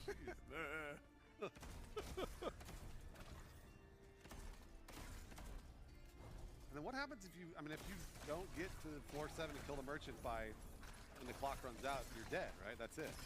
Yeah, and also your friends will disown you. Oh, I didn't know that. Yeah, so this game has something where you can actually log into your, it logs into all your social accounts at the same time, and it tracks how well you do. And then it alerts them, hey, don't be friends with this person anymore. It shames you. Yeah, it shames you. It's awesome. That's really cool. Really cool game. Chest. Ooh, big chest. There you go. Ooh, okay, you got some goodies in there. Oh, frick. Ooh, short on gold. Yeah, I'm at 1,700. You're not anywhere near it, actually. Isn't it crazy, though? 10% move speed is like that much, 15% damage is here. It's because move speed is so valuable in games like this just because having the capability of being able to avoid damage. Yep. You know, I mean, you may have to pick up your pace here. Yeah, I'm a slow gamer. I'm a nice leisurely gamer. I can tell, yet again, I'm not sure if that's a good thing or a bad thing. Well, part of it's because I'm a loot goblin. Like I see gold and I'm like, oh, 9 gold. Yeah, no, you got to get it. Oh, 8 gold. You don't have a choice. When you see something on the screen, you have to pick it up. Right. Whenever I was playing Cyberpunk, like every RPG, you just pick up trash. All you do is pick up trash in every RPG, and in Cyberpunk, it's just constant trash picking up. I'm telling you, Kingdom Come, Oblivion. Oh yeah. I'm always inventory. I get some inventory mod or whatever where it doesn't. I can't get it. Oh no, wait, right? Yeah. Because I'm just like I have to pick up everything. Yeah. And I'll have like 8 just I don't know damaged tunics or something. Just right. 4 plates and 3 apples. Yeah, I'm like, why do I have this? Skill melee damage, no. See, I can re-roll, but it's like 200. That costs a lot. Very expensive. But here, this is physical damage. This will be good. Would physical damage be your dash, not your gun, right? I think it is my gun. Oh, it is. Oh, okay. I think. I don't know. I'm pretty sure. This is marksman Oh, projectile. no, it's fire damage. The right click is physical damage. Yeah, I got him confused. Oh, so physical's the knife, I guess? Yeah, I think the knife might not be. I think it's. Oh, it is. It is. Okay, so I mean that's still good. But I don't think this is. Oh, so everything else is physical except for the my main gun split shot. Yeah. Let's do knife generation time. Got 2 minutes. Yes. Let's just try and run through. Let's see if we can get to the boss. Am I gonna lose to 2 bosses today? I might. Nah, you'll be fine. You'll be fine. Random protection, there you go. Yeah, I'm gonna try and rush through. 130. I think you, and does the timer freeze when you get to the boss is the question. Yes. Oh, it does? Okay, then you're fine. We're on 6 right now. Yeah, you'll be fine. Oh! No! Oh! I shouldn't have re-rolled so much. It sounds like it sounds like that corpse dying.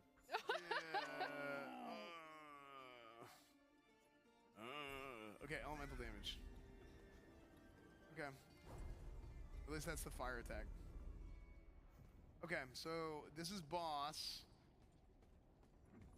It's gonna be tough. Do I have the? I think is there a vendor after this? Maybe. You got this. This will be no issue for you. Oh, this is. There it is. There's all chat closing their blinds. I don't want to see.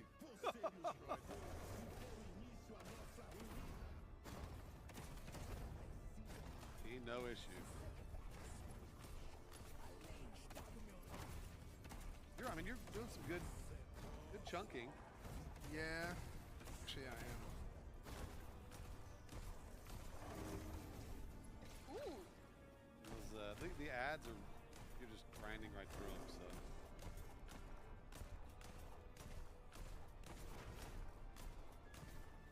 You're like shooting at him off screen. Nicely done. Yeah, I was kind of just like guessing where he was. And I just kept guessing right. It was working. I mean, it is working currently. Yeah, I'm hitting him. See, like again, what you're using, like you're not even using your Q. Like I always forget to use And that's the thing with this game is like using your every ability you have. Yeah. Nice. Nice. No Okay. problem. No. Dang! And with that, boss, that is bringing us to the end of our Hell Clock gameplay and the end of our problem. post show. Espen, you want to come with your, what are we calling it? His cushy butt? Yeah. Unbelievably soft ass. Yeah. Unbelievably soft ass. Come join us. Comfortable ass. Yeah. Perfect. Well, Espan, thank you so much for taking us through our Mad Mushroom titles today. It was fantastic. We got to see To Kill a God for the very first time. Of course, you all can download the demo for both To Kill a God and Mad Mushroom's Hell Clock today and play for yourself. Mad Mushroom's Hell Clock will be releasing June 18th, which actually we saw also with a English VA as well. It's Portuguese, so be cultured. He's doing every voice. You're doing every single voice. Confirmed. I shall. Perfect. Well, Espan, anything that you want to say before we bring this show to a close, since we are on your stream? Yes. If you guys have feedback for any of these games, you guys can go to the Mad Mushroom. I'm really bad with my SHs, aren't I? Honestly. The Mad Mushroom Discord. Or you can go to my Discord or whatever and just leave feedback, right? That's the big thing. I think one of the big advantages of like having a publishing company that is that is led by streamers, by content creators, is that we're pretty available, right? We see a lot of the feedback, so we want to take advantage of that, right? We're making games that people want to enjoy. We're not making them, but we're publishing games that people want to enjoy, and that we want people to enjoy. Same thing, all the same. So let me know what you like, and let me know what you're like, hey, maybe I don't like this so much, and this is why. Because there's a lot of people out there that have like good ideas, right? I mean, I think anytime that whenever you have a game developer or a publisher or whatever that listens to the community, and they listen to like the right parts of the community, more specifically, it usually turns out pretty good. So, and we've seen that with Conquest Arc, right? Conquest Arc just came out recently, prime example. I mean, everything, right? But Conquest Arc is the most recent example. Hell Clock coming out June 18th, and then To Kill a God demo's available now, and the game's super addicting. So, yeah. Awesome. Thank you so much for taking us through all the gameplay and stuff. And Bruce, I didn't let you get a chance to say stuff when we were tossing up to the post show from here. So I want to, man, it was so great to have you joining me on the main stage. What a pleasure. No, I just want to say thanks for having me. Always. Thanks for inviting me to do this. And S-Fan, thanks for playing games over here and hanging out with me, because this is something I haven't got to do. I haven't really got to work with you yet, so that was a pleasure. And just hosting this stuff. I told Avali this in a Discord message, but this is kind of the highlight of my year. I love doing these things, and it's been really fun to work with you guys and OTK and the whole deal. Yeah, hell yeah. I'm so glad, man. It's the highlight of mine, too, mainly just because, again, seeing all of these amazing projects that these developer teams of, sometimes it's a small squad of, like, ex-AAA game devs, and they're like, yeah, we want to make the next Destiny. We want to make the next, like, such and such. And then on other occasions, it's like this one solo dev who's doing the art, composing the music, and doing all of the coding themselves too, or a 7-year-old who's making a game about pigeons with his father, right? I just love the variety of different genres that we get to see, the variety of different backgrounds that we see from a lot of our developers, and of course, just at the end of the day, being able to play and wish list some fun games from the showcase itself. But of course, I want to thank everyone watching at home, for everyone who wish listed, for everyone who voted. Thank you all so much for engaging and participating with the show, because we would not be able to do this without you. So as long as you guys are still excited to see and play more indie games, we are here to find them and present them to you. So once again, on behalf of myself, Bruce S-Fan, the entire OTK team, the entire We Play production squad, thank you all so much for watching. And you can watch this thing again. I think we're running the replay of it on OTK Network right after. So go ahead and watch it all again and wishlist more games. We will see you all at the next expo. Hi, everyone. Bye.